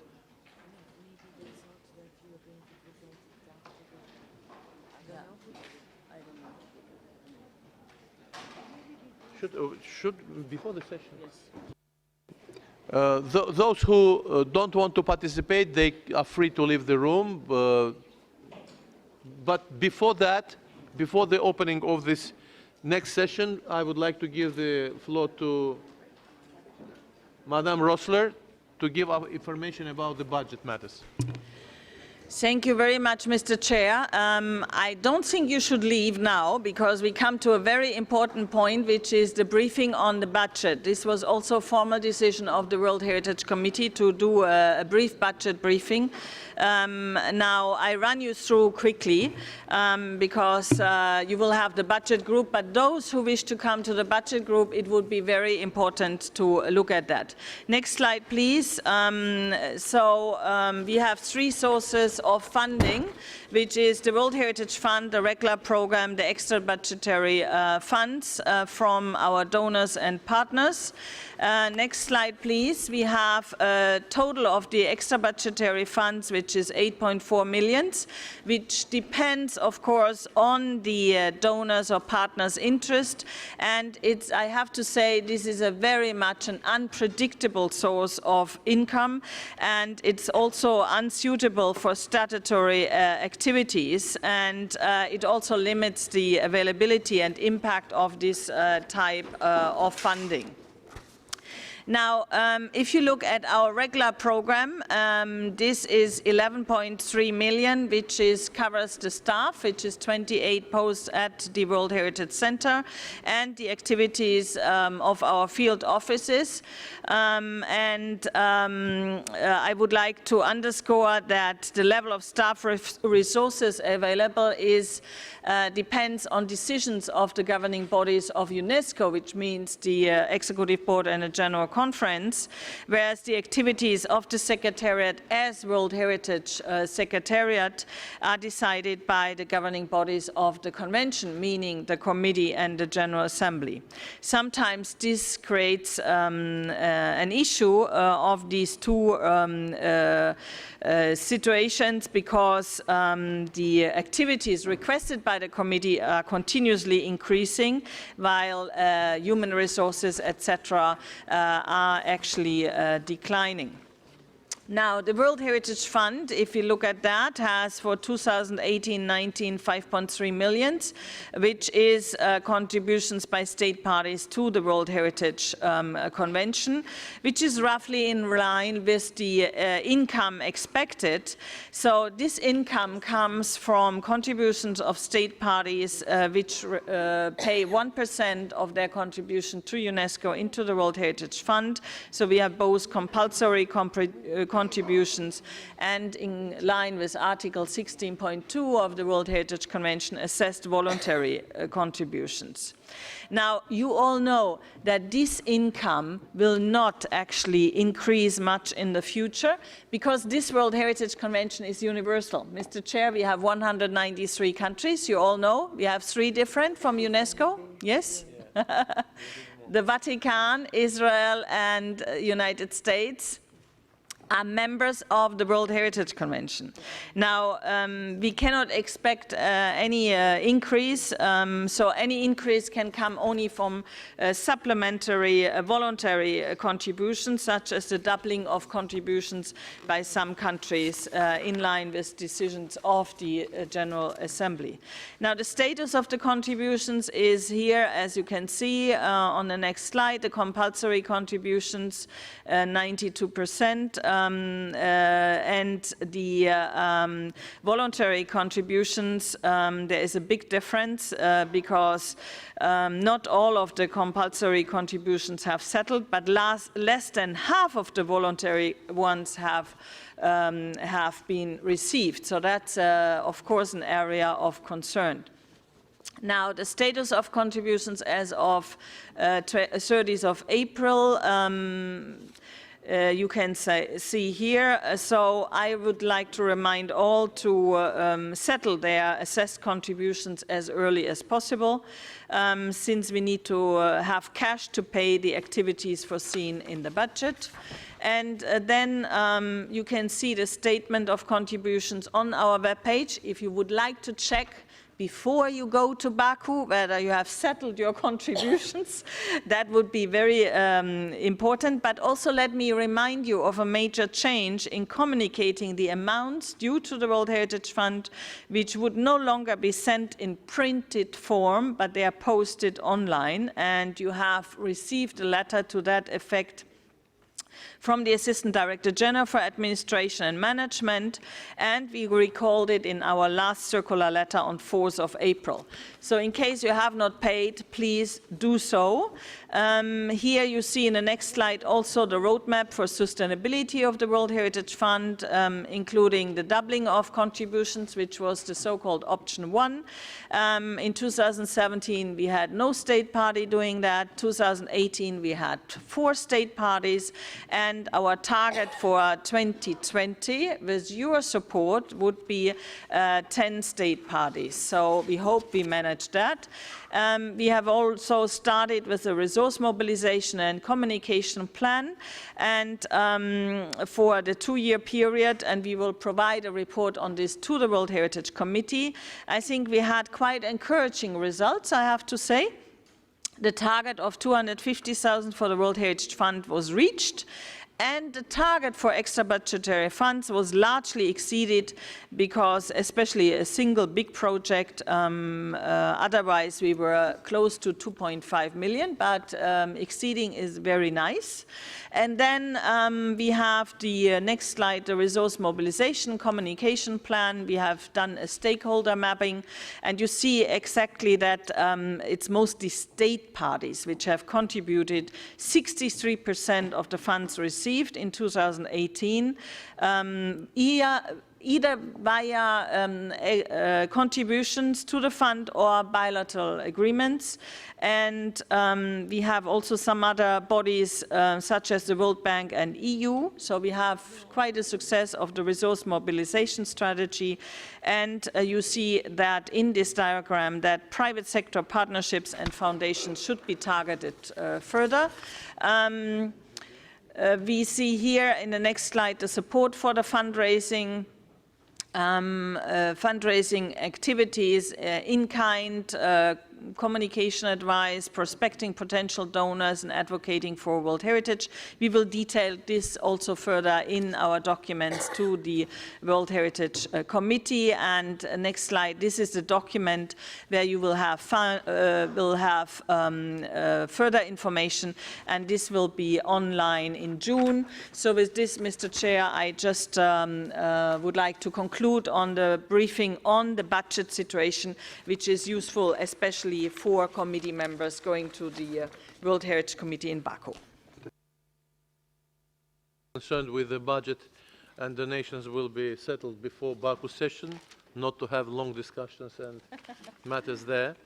So thank you very much. And now we are starting another orientational session dedicated to the committee members. As I told whoever wants to stay in the room, you are mostly welcome. And the floor again going to Mrs. Rossler, please. Thank you very much. Can I please invite my colleagues from the advisory bodies to come on stage? I'm staying here. You can stay here, Mr. Chair. You can also go and look at them as you wish. No. Usually I have to stay.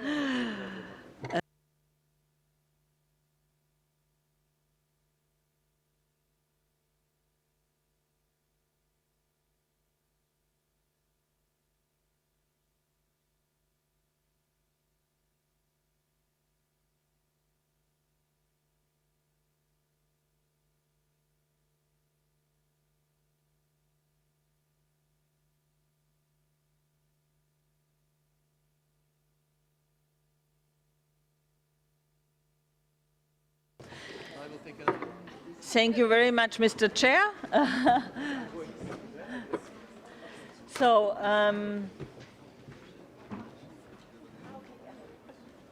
is Ikram not coming up to stage?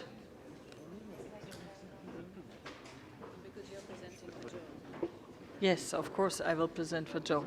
But Ikram is very much welcome to come up.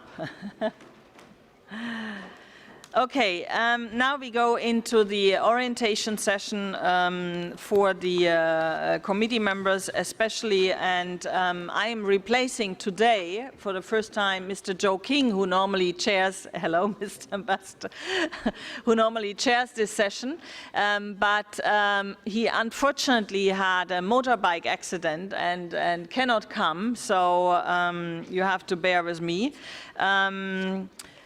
Next slide, please. We will start with explanation on outstanding universal value. And I think this is a very important... Is IUCN leaving the... You are swapping, okay. We start with outstanding universal value. Now, you all know that the term outstanding universal value was mentioned in the Convention 12 times. But was it defined in the Convention? No.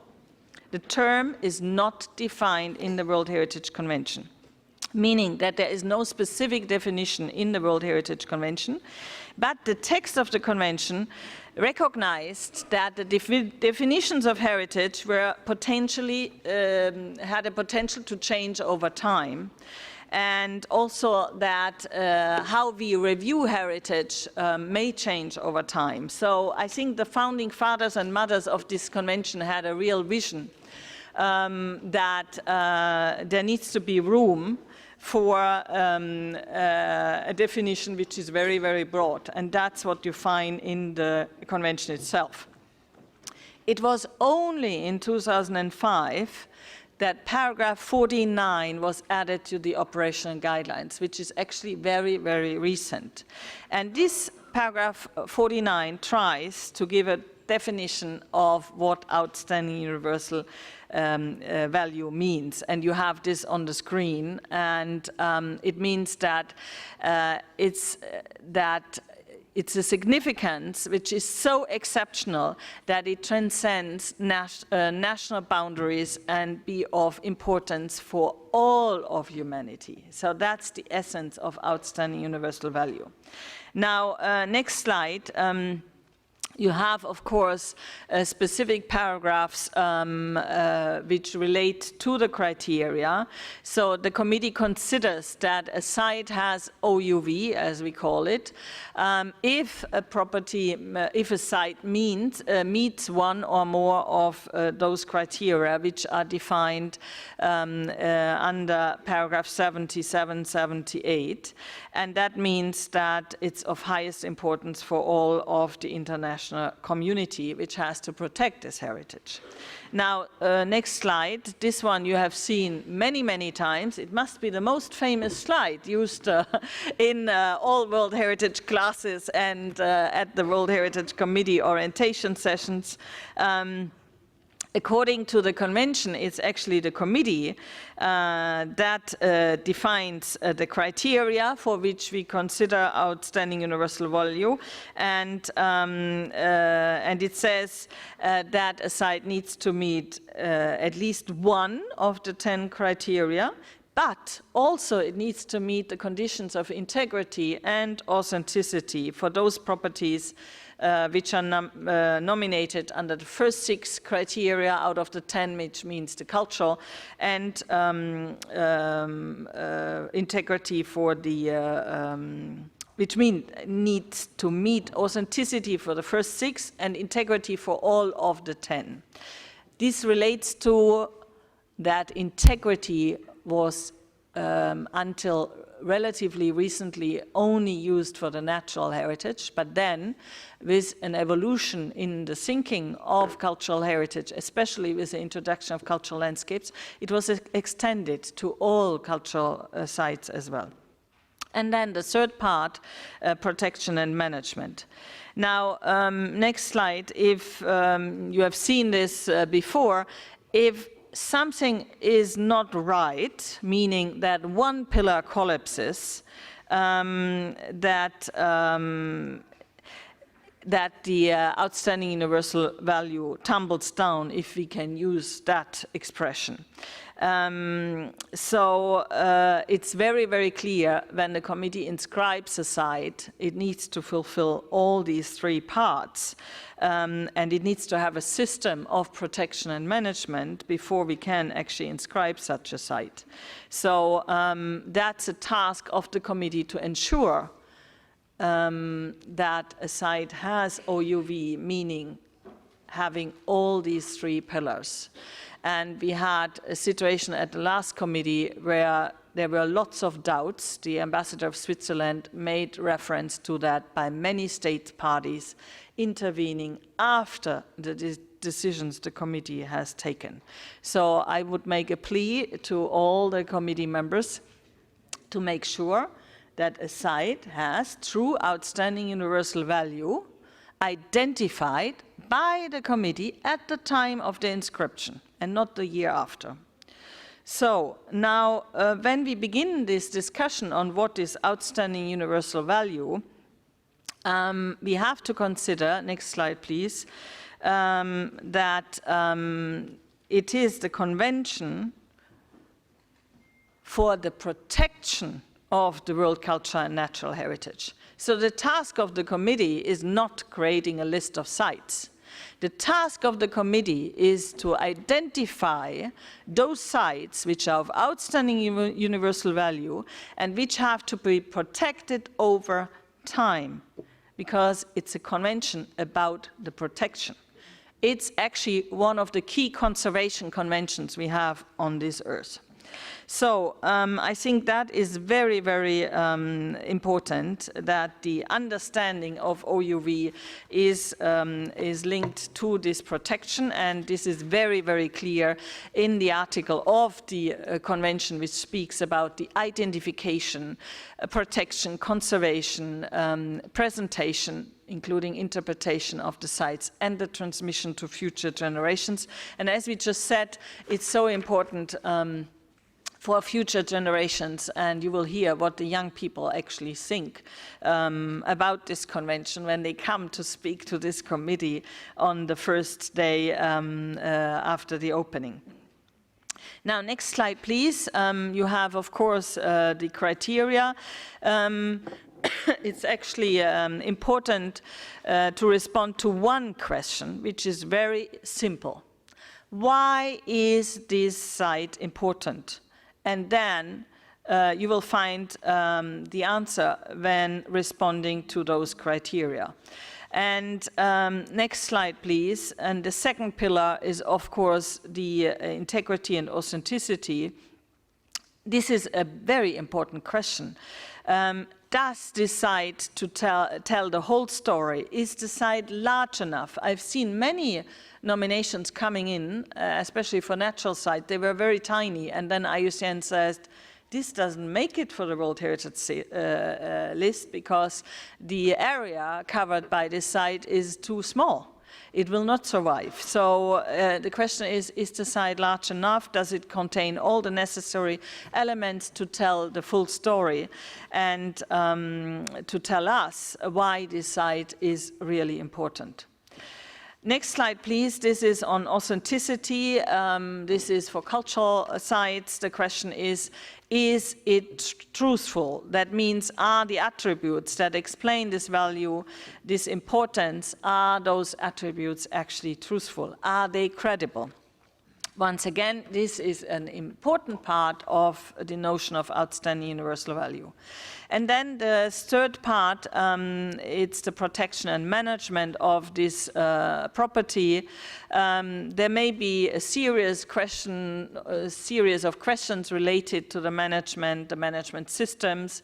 You remember we introduced also the acceptance of traditional management systems. So it's not only a formal management plan which is required, it's actually a system of management and protection on the ground which works. Because I've seen many sites, there was a consultant flown in, prepared a management plan, and when you actually go on the site, oh yeah, it must be somewhere here on the shelf, but actually the site manager and the team doesn't know that this plan exists, or say this was an old plan, it's here on the shelf. It needs to be implemented. And this is very much an issue of looking into the future of these sites. Then, of course, the statement of outstanding universal value needs to be very, very clear.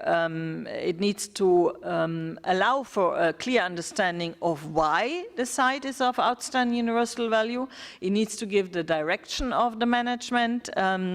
It can guide the assessment of the state of conservation of the property, and it's a very important reference point for the monitoring, because you know exactly what you are monitoring and what you will transmit to future generations.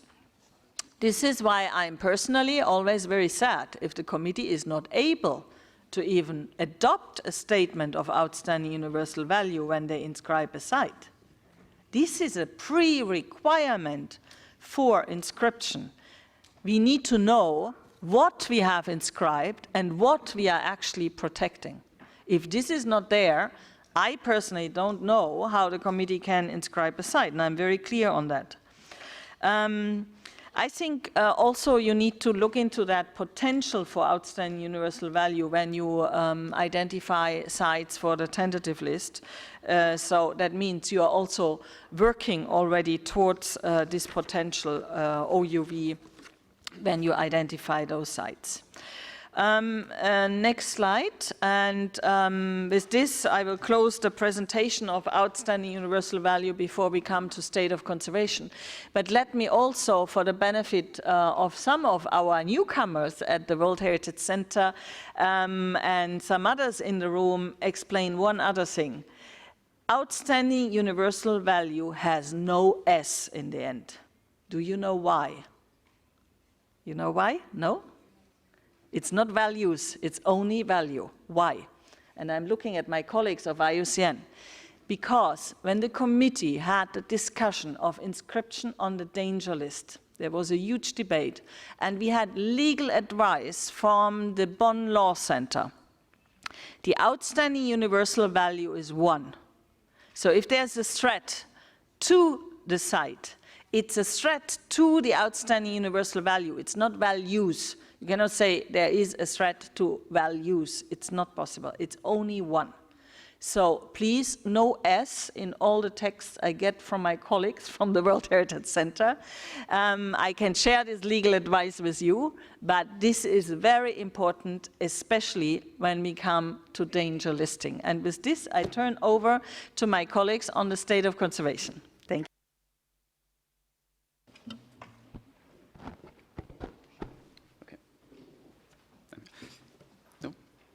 Yes, I was looking, Richard, where are you?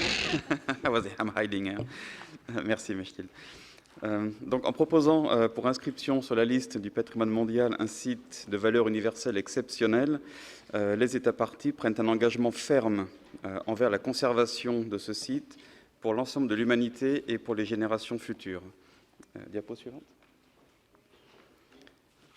Les articles 4 et 6 de la Convention placent en effet la conservation au cœur même de cette convention et soulignent que le devoir de conserver ces biens est celui de la communauté internationale dans son ensemble. Il était dès lors nécessaire d'avoir un mécanisme de suivi performant permettant d'assurer que les valeurs pour lesquelles un bien a été inscrit sont préservées et donc que la valeur universelle exceptionnelle est préservée, au singulier. Diapo suivante. Certaines dispositions donc, de la Convention, et plus particulièrement l'article 11.4, précisent l'obligation statutaire pour le Comité du patrimoine mondial de surveiller l'état de conservation des biens inscrits sur la liste en péril, afin de garantir que leur valeur universelle exceptionnelle est préservée. Sur cette base, les dispositions pour un suivi réactif de l'état de conservation de tous les biens inscrits, qu'ils soient en péril ou non, ont évolué au cours du temps pour aboutir à un processus parfaitement défini, tel que présenté au chapitre 4 des orientations actuellement en vigueur. Diapo suivante. Le suivi réactif est ainsi défini au paragraphe 169 des orientations comme étant la soumission au comité par le secrétariat et les organisations consultatives de rapports sur l'état de conservation des biens qui sont menacés. Ce paragraphe précise également les dates auxquelles les États parties sont tenus de soumettre leur rapport au secrétariat. Et comme l'a dit la directrice du Centre du patrimoine mondial ce matin, cette année, nous avons reçu 99% de tous les rapports demandés par le comité, ce qui est assez exceptionnel. Le paragraphe 172 propose quant à lui un cadre visant à faciliter le dialogue et l'envoi d'informations par les États parties concernés, en cas notamment de projets de développement ou de restauration susceptibles d'avoir un impact sur la valeur universelle exceptionnelle du bien. Conformément au paragraphe 174, les informations reçues par le secrétariat ou les organisations consultatives de la part de sources tierces sont communiquées à l'État partie concerné pour obtenir des précisions quant à la menace qui y est relatée. Ces dispositions ont pour but de permettre un meilleur échange d'informations entre toutes les parties prenantes. Diapo suivante.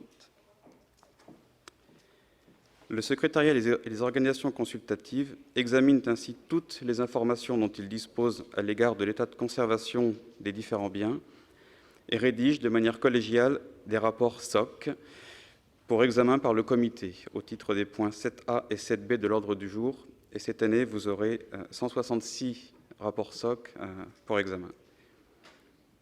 Diapo suivante. Alors, afin de faciliter votre travail, un format standard est utilisé pour présenter toutes ces informations. Chaque rapport SOC présente ainsi des informations de base sur le bien, telles que son année d'inscription, les critères, s'il y a eu des missions de suivi réactif ou non sur ce bien, si le bien a bénéficié d'assistance internationale, etc., etc. Les rapports présentent également les menaces passées et les problèmes actuels de conservation, une analyse objective de la situation sur le terrain et les conclusions du secrétariat et des organisations consultatives, et enfin un projet de décision pour adoption par le comité. Madame la directrice, à présent, j'aimerais donner la parole à nos collègues des organisations consultatives pour présenter les aspects plus techniques du suivi réactif, leur rôle dans ce processus, ainsi que la liste du patrimoine mondial en péril. Merci beaucoup, Richard. Donc, I give the floor to IUCN first. Many thanks, and good afternoon or good morning for 1 minute to everybody. Do we still have the slides? No.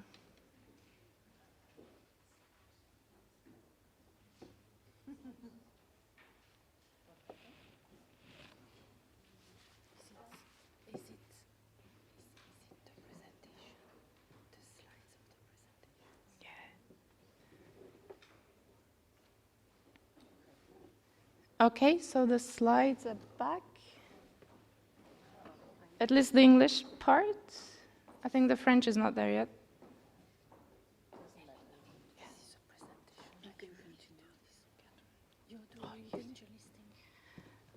Okay, so we're waiting for the French slides, and we've just realized that Regina from e-commerce will actually start with the introductory part to this. Thank you, Mechtilde. If you would allow, I will continue as Richard just indicated. Par l'inscription sur la liste du patrimoine mondial, les États parties s'engagent à protéger, conserver, gérer et assurer le suivi des biens afin de pérenniser leur valeur universelle exceptionnelle. Pour leur part, les organisations consultatives s'engagent à mettre à la disposition du Comité du patrimoine mondial et des États parties un conseil d'ordre scientifique et technique sur des problèmes de conservation pour la prise de décision. Comme vous l'aviez indiqué précédemment, Madame la Directrice, les rapports de suivi de l'état de conservation préparés pour le Comité portent sur un nombre limité de biens par rapport à celui des biens inscrits qui figurent sur la liste du patrimoine mondial. Ces rapports sur l'état de conservation se basent sur les informations fournies par les États parties, mais aussi sur d'autres sources qui auront été préalablement vérifiées. L'analyse objective de la nature et des sources des problèmes de conservation débouche sur des propositions de solutions techniques appropriées. Ces rapports de suivi de l'état de conservation des biens sont élaborés en collaboration avec le Centre du patrimoine mondial et ce travail conjoint doit garantir que le contenu des rapports répond bien aux exigences techniques et administratives attendues par le comité. Dans chacune des organisations consultatives, une équipe de spécialistes prépare des projets de rapport. Ils connaissent les biens et ont une expérience des problèmes auxquels ces derniers sont confrontés. Dans certains cas, les organisations consultatives peuvent faire appel à d'autres spécialistes, membres de leur réseau, qui pourront apporter une connaissance sur des aspects très spécifiques de la conservation pour compléter ce travail. Les facteurs qui influent sur la valeur universelle exceptionnelle transmise par des attributs physiques, des processus et parfois des associations sont multiples.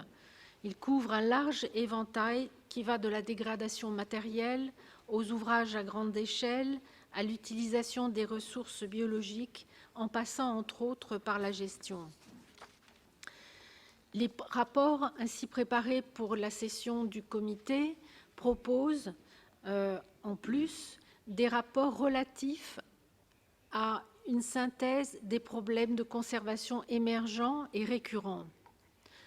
Ces rapports sont présentés au Comité du patrimoine mondial conjointement avec le Centre du patrimoine mondial à l'occasion de sa réunion annuelle.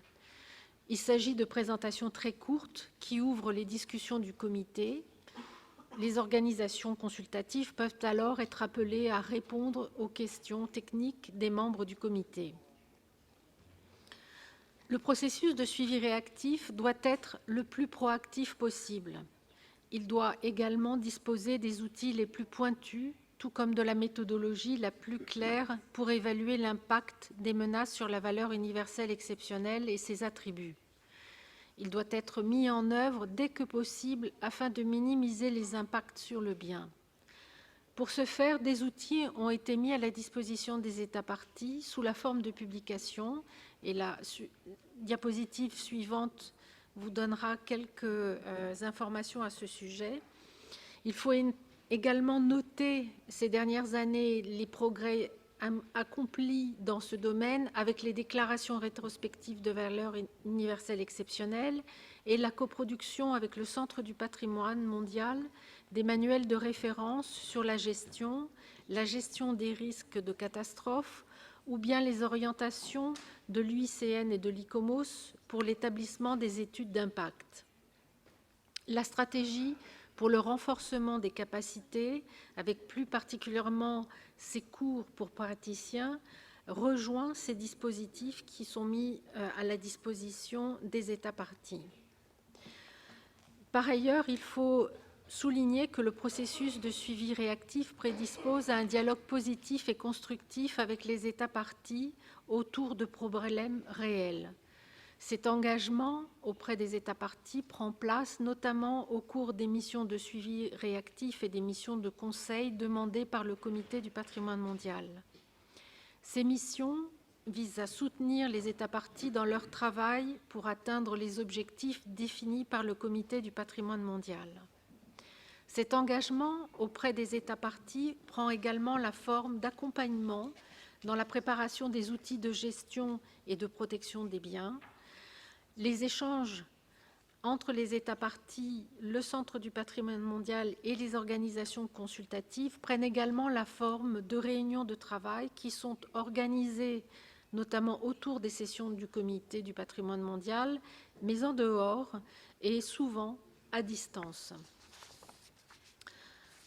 Le processus de suivi réactif devrait reporter l'attention de toutes les parties prenantes sur la meilleure manière d'utiliser l'expérience partagée et la coopération internationale pour résoudre des problèmes de conservation.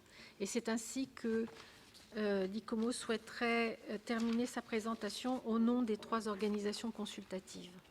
Merci. Thank you very much to Regina from ICOMOS, and now we turn over to IUCN. Thank you very much. So in fact, this next slide just relates to what ICOMOS was presenting on the monitoring work that the advisory bodies are doing and some of the resources and capacity building materials and the studies that we do that support that work that you can also refer to. But with that, if we go to the next slide, we would like also to focus more specifically on the list of World Heritage in danger, because this is in fact a very important mechanism and the one that has been designed and created as a call for action and in fact a constructive mechanism that we all can use, the states parties and everybody and all stakeholders, to preserve the outstanding universal value of the sites. So if we go to the next slide, in case the committee may decide to inscribe a particular site on the list of World Heritage in danger, and the specific conditions for that are very in detail explained in the operational guidelines, so everybody can refer to that for specific details on the procedure and specifically on the conditions for inscription on the list of World Heritage in danger. But this part is mainly also to highlight the process to you and explain how it works. So in case of inscription on the list in danger, there are a number of mechanisms that accompany that process. So one of them is a set of corrective measures that are also adopted by the committee and a time frame for their implementation that the state party should use as sort of a roadmap for the activities that need to be undertaken in order to preserve the outstanding universal value of a site. So the corrective measures are really a set of actions that need to be undertaken urgently in order to preserve the site and its OUV and its integrity. If we go to the next slide, there is also what is called desired state of conservation for removal of a property from the list of World Heritage in danger, or DSOCAR, as you can see the acronym. This is a slightly new mechanism that was introduced some years ago, and this is again an instrument that is designed to help guide the state party in its actions to preserve the site. So it consists of very specific elements, and it is developed by the state party together with the World Heritage Center and the advisory bodies, who can always provide technical assistance for the development of the DSOCAR. Sometimes it is done in form of a mission, so a reactive monitoring mission to the site can already help with the development of the desired state of conservation. And the desired state of conservation is then adopted by the committee, so it is attached or included in the state of conservation report and the draft decision accompanying it. And is adopted by the committee. And if we go to the next slide, this is what it consists of. So it has very specific elements, namely indicators, rationale for the indicators, and method of verification, and the time frame. So just very briefly, without going into much details, the idea is that certain indicators can help then monitor the OUV and the threats to that OUV, and essentially can help decide if the threats to the OUV of a site have been eliminated, and the site can then be removed from the list of World Heritage in danger. So again, this is designed as a roadmap and as a way of following the site while it's on the list of World Heritage in danger, and then also removing it from that list if it has met the conditions for that. So each indicator also has a rationale for why it has been proposed, describing how it relates to the OUV specifically. So for example, for natural sites, it can be a forest cover in a particular area that has to remain at a certain level.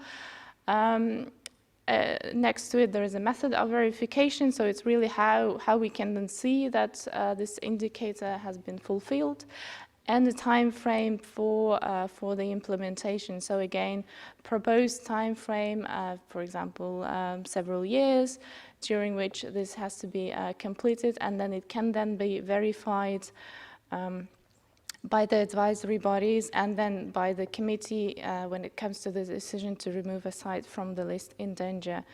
So it's really a way for the state party to have this mechanism, to have a list of specific actions that need to be undertaken, and then for the advisory bodies and for the committee to verify if those conditions have been met and the site can be removed from the list in danger.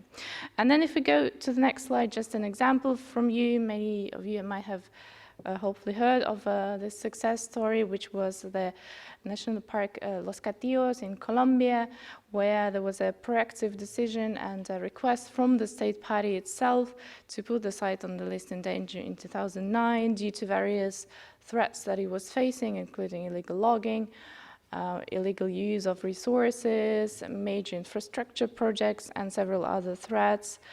And the committee indeed decided to inscribe the list on the site on the list in danger, and also adopted a desired state of conservation, including 3 indicators on threats and 2 indicators on potential threats. And on the next slide, you can see that those actions that were proposed and the desired state of conservation have been successfully achieved by the state party within quite a short time frame, actually. And in fact, the fact that the site was inscribed on the danger list has helped the state party itself to draw attention to the situation, to raise political awareness of the situation, and also help channel resources and funds to the conservation of the property. So it's really just to highlight again and to emphasize that this mechanism is there for you, for the states parties to use as a constructive way of preserving their sites and their outstanding universal value. So it's really a way to also draw attention from the international community and find help from everybody to help preserve the sites. Thank you. Thank you very much. I think maybe we can go now. Richard, you wanted still to do something on where to find your documents and the role of the committee. Please. Merci, Mathilde. Donc, en tant que membre du comité du patrimoine mondial, de quels documents aurez-vous besoin et où pourrez-vous vous les procurer? Diapo suivante.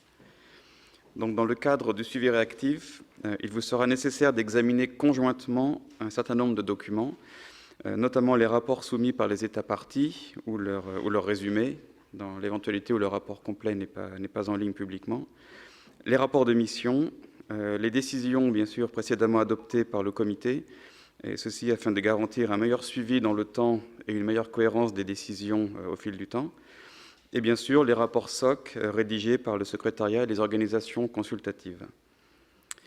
Diapo suivante.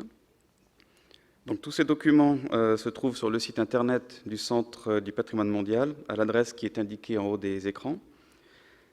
Comme il vous a été indiqué ce matin, nous avons d'ores et déjà mis en ligne 96 rapports d'état de conservation et 154 rapports fournis par les États parties. Diapo suivante.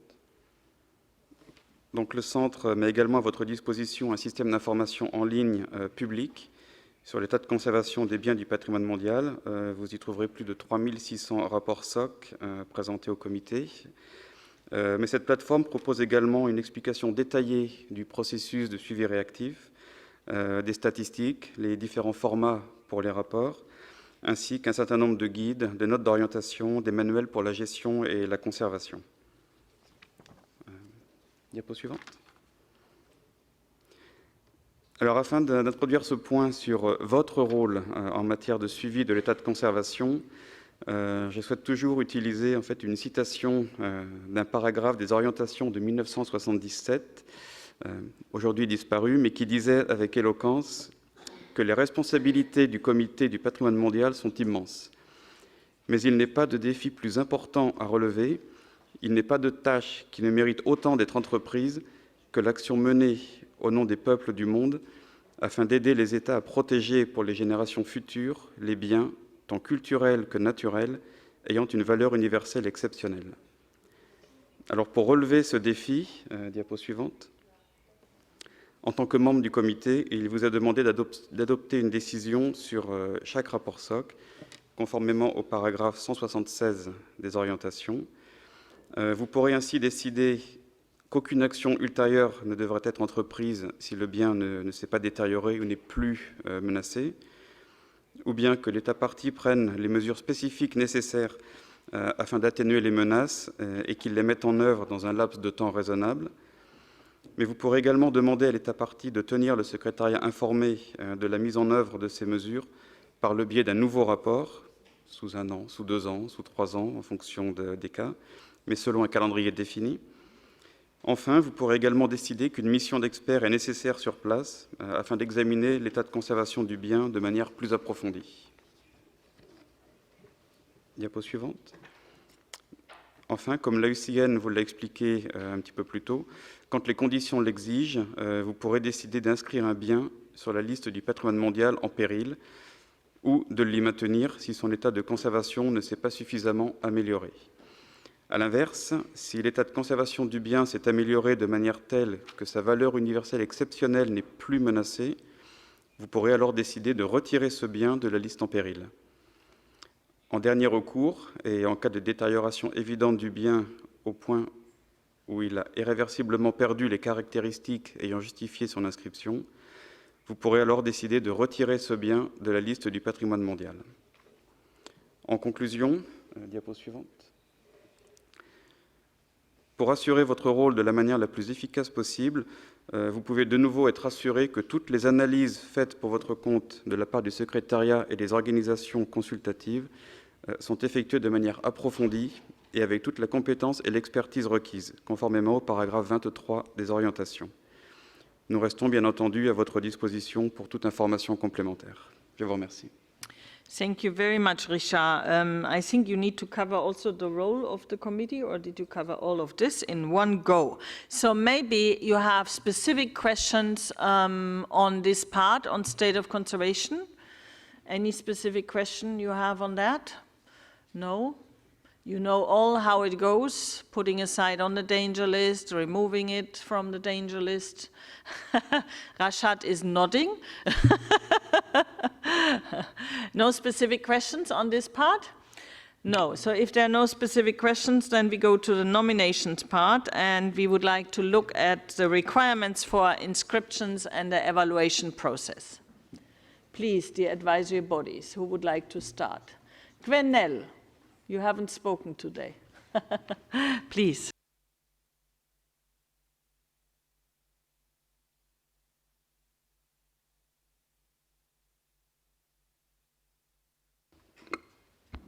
Voilà, bonjour. Donc effectivement, je vais vous présenter les conditions d'inscription d'un bien sur la liste du patrimoine mondial, ce qui répétera d'une façon différente, j'espère, ce que Mechtilde vous a présenté en ce qui concerne le concept de valeur universelle exceptionnelle. Donc si on peut passer à la diapo suivante, s'il vous plaît. Donc, les organisations consultatives qui réalisent une étude scientifique des propositions d'inscription évaluent dans quelle mesure les biens proposés pour inscription remplissent les conditions de valeur universelle exceptionnelle, telles que définies par les orientations. Donc, ce sont les 3 piliers ou les 3 murs porteurs, disons, qui soutiennent la maison de la valeur universelle exceptionnelle. Et ces conditions sont donc les critères d'inscription, l'intégrité et l'authenticité, la protection et la gestion. Donc la Convention du patrimoine mondial est une convention de site, ce sont bien des biens qu'on inscrit sur la liste. Et ces biens s'expriment à travers une valeur universelle exceptionnelle, et ce sont les attributs qui sont porteurs de cette valeur universelle exceptionnelle. Les attributs, ce sont des éléments physiques, des aspects tangibles ou intangibles, ou des processus, et qui manifestent la valeur universelle exceptionnelle d'un bien. Diapo suivante. Donc, l'inscription d'un bien est recommandée par les organisations consultatives lorsque les conditions suivantes sont remplies. Donc, à propos de l'analyse comparative, cette analyse est considérée comme étant satisfaisante dans la mesure où elle a démontré la façon dont le bien se distingue par rapport à d'autres exemples similaires dans la même aire géoculturelle. Et cette analyse a également permis d'appréhender l'importance d'un bien dans son contexte national et international. Les organisations consultatives s'appuient en complément des informations qui sont contenues dans le dossier de proposition d'inscription sur des recherches scientifiques et des études thématiques disponibles pour évaluer l'adéquation de l'analyse comparative. En ce qui concerne les critères, il faut que un ou plusieurs, ou même l'ensemble des critères culturels et ou naturels aient été justifiés.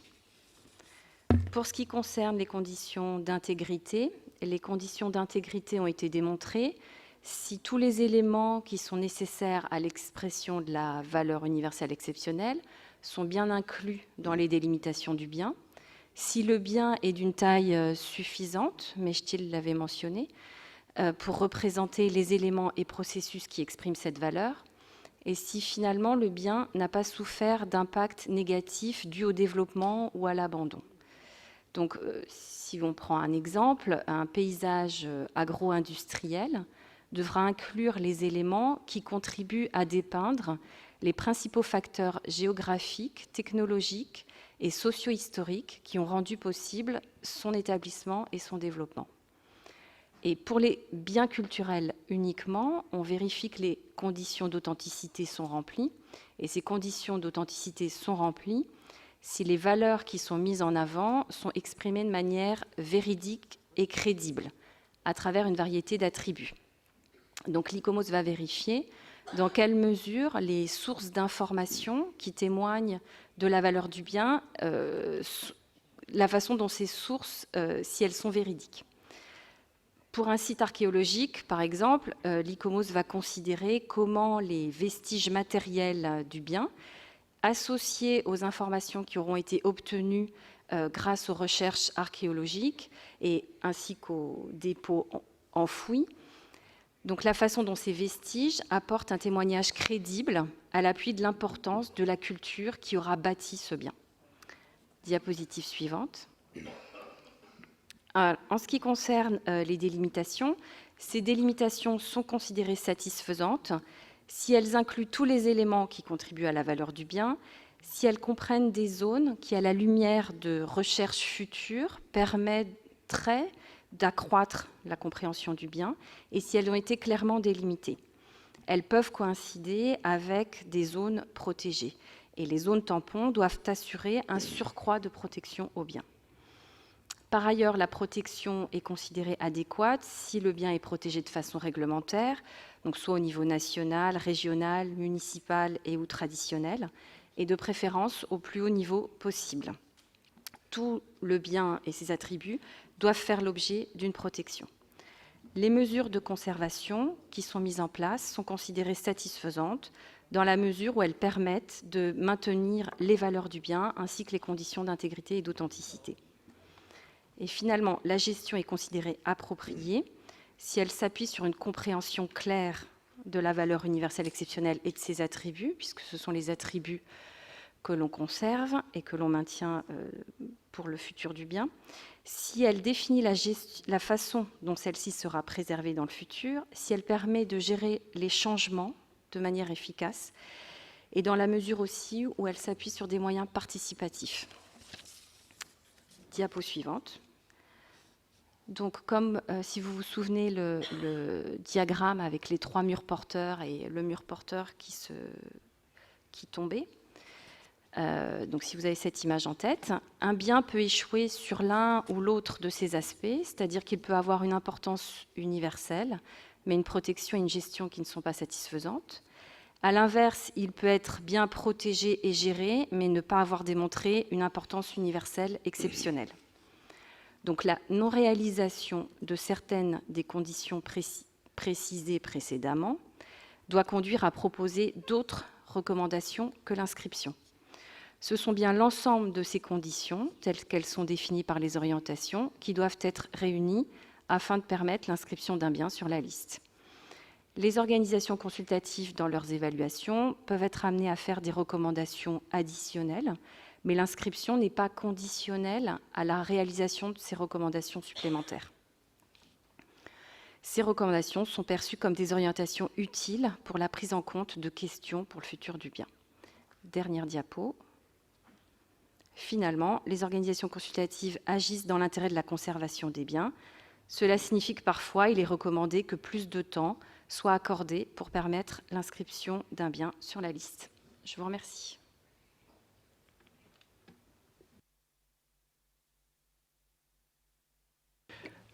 Thank you. Allow me to continue for IUCN. So next slide, please. First of all, let me say thank you for the opportunity to be here at this really important information and orientation session. It's, I think, a really critical opportunity to exchange information, but the most important thing I think that I can say to you is to remember my face, remember IUCN, and please seek us out for any information or advice. We are there to support the committee, make the best possible decisions. Please come and find us in Baku on any of this information. Next slide, please. I will just go through a few points in relation to IUCN's work on nominations and evaluations. It's very much supplementary to what Gwenaëlle has said. These are 4 principles which guide our work on evaluations. The first one relates to the adoption of very high standards of independent assessment. And I think it's important to stress for you that IUCN, as I know ICOMOS does, takes very seriously the provisions of paragraph 148 of the operational guidelines, which calls upon us to be rigorous, calls upon us to be objective, to operate with equity to the highest professional standards. An important dimension for IUCN and ICOMOS, I know, is consistency with previous committee decisions, but also internal consistency within IUCN on our evaluation processes and past positions which may have been adopted. We work very strongly in partnership with the World Heritage Centre, with ICOMOS, with ICROM, and also with the United Nations Environment World Conservation Monitoring Centre based in Cambridge, who undertake analyses for us. We very much promote World Heritage as flagships for conservation, and we work through a wide network of support. I would also like to stress that we work very strongly to respect the different roles which we play through this process, and particularly at the committee. So we as advisory bodies are really there to provide fiercely independent technical advice to the committee to base their decisions on. That advice is based on best science, it's based on comparative analysis, and it's based on peer review. The World Heritage Centre, of course, as Secretariat to the Convention and the committee, I think really plays a facilitation role. So we as advisors, the Centre as facilitators, and of course the committee as decision takers, weighing the technical evidence against the operational guidelines as an intergovernmental body to make these decisions. Next slide, please. It's important, I think, to understand the context of IUCN's work on World Heritage. We really consider ourselves as one of the early partners to the Convention, one of the early initiators of this idea. We very much see ourselves as a partner to the Convention, and we're very concerned about ensuring a healthy future for the Convention. IUCN has very strong support across its entire membership for our work on World Heritage. We invest heavily in World Heritage work to an equal, if not greater extent, to the work we do as a statutory function as advisory body. And this slide is of the Promise of Sydney, which was prepared in 2014 and really dictates for us the directions that IUCN would like to take with World Heritage, seeing these places as real exemplars of good conservation practice, the litmus test of conservation, but also places where we can affect change. So we're very interested to contribute to the discussions on the Sustainable Development Agenda and the post-2020 Biodiversity Framework Agenda. Next slide, please. So this complex-looking diagram is our evaluation process, and all of this information is spelled out very clearly in Annex 6 of the Operational Guidelines. It's also elaborated on IUCN's website. It is best to work through this document from the bottom to the top, if I may put it that way. It is a process which is multidimensional, uses inputs from a lot of different sources. We take great heed from the nomination dossier that nominating states parties invest tremendous time, energy and money in preparing. We undertake a field evaluation mission We undertake global comparative analyses with the World Conservation Monitoring Centre on sites which are nominated under criterion 9 and 10, the biodiversity criteria, to look at the spatial comparisons and to look at where properties may have been identified through biodiversity conservation mechanisms that are considered priority areas. We invest a lot in seeking out external reviewers on these properties who have expertise specific to either the regions or the thematic areas. And we very much value the dialogue process which we're able to engage in with the nominating states parties, and very committed to continuing to engage in the reform processes and discussions which are underway within the convention, and particularly through the ad hoc working group, reinforcing the need for more upstream advice, and reinforcing the need for an integrated package of reforms that is well thought through, operationalised and costed. Next slide, please.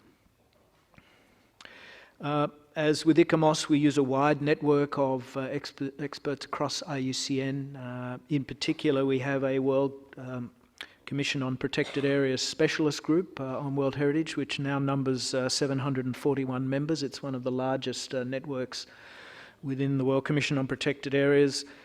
We have established a searchable database which allows us now to increasingly interrogate those experts in terms of their regional expertise, their thematic expertise. We work very closely with the Species Survival Commission also as part of our networks, engaging on particularly field mission work. And I think we're already on the next slide, which relates to our World Heritage Panel, which operates as the ultimate decision-making body. I think maybe the slides are the other way around. The panel for IUCN normally consists of 10 to 12 members, but we will review the size of our panel given the new ceilings imposed by paragraph 61, which we welcome the reduced emphasis on nominations and the opportunity to redirect our focus into the state of conservation issues. A lot of details on our panel are on our website, the composition of the panel, the terms of reference for the panel. The panel operates under a code of conduct and a system of rotation, and as I mentioned before, operates with total independence. There is no influence brought to bear within the IUCN system, even from our Director General, on the way in which the World Heritage Panel operates. We have been supporting the convention for all of its duration as advisory body. We, as I said, endeavour to make sure that's a consistent approach, but we are always open to reforms, changes and evolution of our working methods. And I think I will close there and again reiterate my invitation to please talk to us as committee members about any of our recommendations to help you understand the basis of those, and as I said, to help you in Baku make the best possible decisions. Thank you. Thank you very much to both ICOMOS and IUCN. I now turn over to Alessandro, who will look at the related documentation and the role of the committee, and then we open up a discussion. So if you have any question, keep it in mind. Thank you very much, Mathilde. We are very close to the end of this session, so I will be very brief also to leave some time for potential questions. And what we are doing here is just to show where to get information on nomination, as it was done before by my colleague Richard on state of conservation. So next slide, please. You have the overall internet web address is the same, and when you click on next slide, please, on the folder concerning nomination, you may find, next slide, the list of 38 nominations which are currently those to be examined by the committee at this session. And for each of these nominations, next slide, you have the full documentation, meaning you have the nomination text, you have annexes, you have everything that goes with the nomination in order to know about each case. These nominations were made available to committee members right from actually the March of last year, and progressively have been feeded with additional information and reworked in order to really include all the documentation. But since the first dispatch on 20th of May, they were made available to all state parties. I think, that we can go to the next slide. By clicking there, as you will see, you can get the full nomination text where the state parties present their arguments for nominations. And next slide, you also have to bear in mind that to have the full picture, you have to look at documents under item 8B.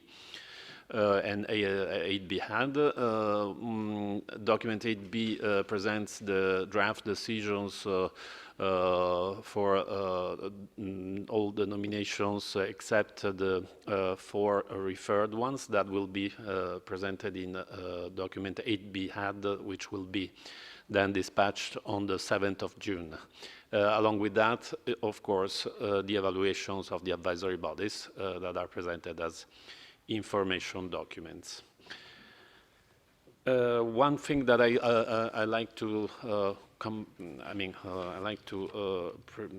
say something about again, because it may be really important, is that if you look into document 8B, actually on page 4, you will have the order of presentation of nominations. So as it was said this morning, from natural sites, then mixed site and cultural sites. So we will start with the 6 natural nomination and then to the 2 mixed one, and then we will go on with the cultural sites. It will be extremely important, I like to stress this, that the committee stick to the time which is allowed, because if we multiply the time that is spent on the examination of nomination normally at each session by the number of nominations that are actually still on the agenda, will actually exceed the 3 days that are given to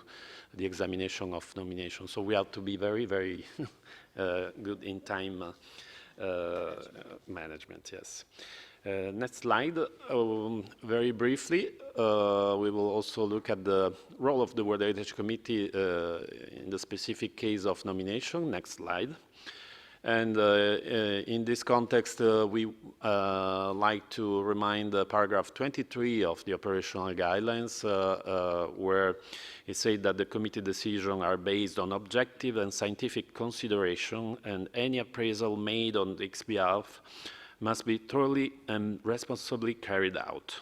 And the committee recognizes that such decisions depend on carefully prepared documentation. So we have seen where you can get that documentation.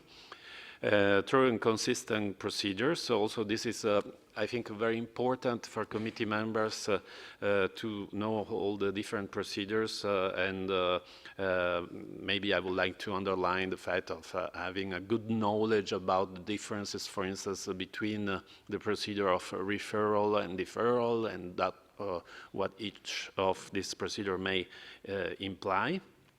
And then, of course, the evaluation by qualified expert, and if necessary, the use of expert referees. Next slide, please. And also would like to underline paragraph 24. And now, as it was said by the director of the center, you know why outstanding universal value has no S. It's only one. But basically, this is really, in terms of nomination, the main function of the committee is to identify, on the basis of tentative list and nominations submitted by state parties, the cultural and natural properties of outstanding universal value. Next slide. And of course, for the committee, there are 4 types of decision which are available in terms of nominations: is to inscribe, to refer back back to the state party when there is just some minor, let's say, action to be taken about the site. Normally we refer, the committee refer a site, a nomination when, for instance, is waiting for the approval of a law or on the protection of the site.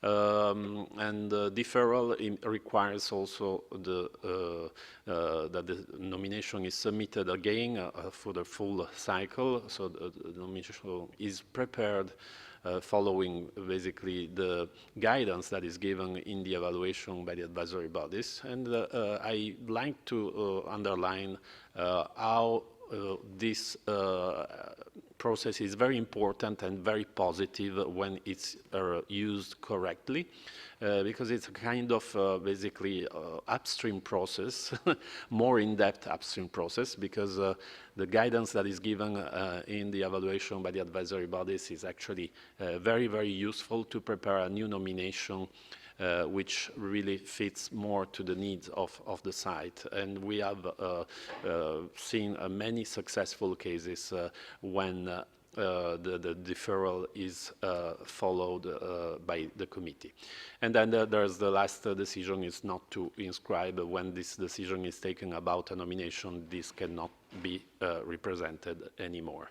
And with this, I think that's all. Thank you.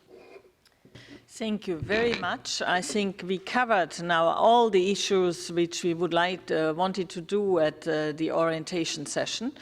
Do you have any specific questions on the nominations, on state of conservation, on the procedures? No? You don't have a question? If you don't have any specific questions, I would like to tell you that we have an orientation session at the World Heritage Committee, and there we will do a little bit more on the procedures, because there are some committee members, they have changed, the ambassadors have changed, etc. So you need to be very much familiarized with the procedures in terms of voting on proposals, etc. We will have also our legal advisor with us, and that will take place in Baku at 3 o'clock on the Sunday. From 2 to 3 we have the bureau session, and then from 3 to 4 we have the orientation session. Now, if you have any specific questions you would like us to cover in the session in Baku, let us know. I give you also an email that's of Valerie. Put your hand up, Valerie. It's a very easy email. It's vm@icrom.org. vm@icrom.org. So we are collecting questions with Valerie, which we can then answer at the session in Baku. Questions which you always wanted to know. So how is the voting going for a state of conservation inscription on the danger list or not, etc. How can we change the decisions? Is there voting on diverse proposals, or what are other processes, etc., which the chairperson may be able to use? So any specific questions you have on processes and procedures, we will cover that at the session on the Sunday afternoon in Baku. Now, you can also leave a little note with the Secretariat. We transmit it to ICROM, and we collect those questions so that we can focus on any specific questions you may have. Now, if there's nothing else, also from my colleagues, I would like to tell you that the last issue of the World Heritage Review is out. It's on walled cities, which is quite interesting.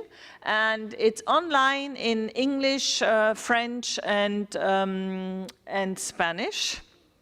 We are running in a difficult situation with the World Heritage Review, so we were looking into reducing the costs, so maybe Spanish will not exist anymore next year unless we find a solution.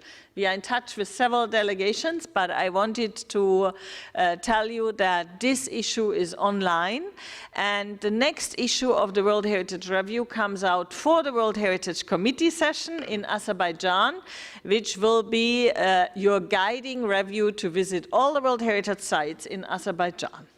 Okay, with this I would like to thank everybody here on the podium, everybody in the room, and I wish you a nice lunch and see you in Baku on the 30th of June.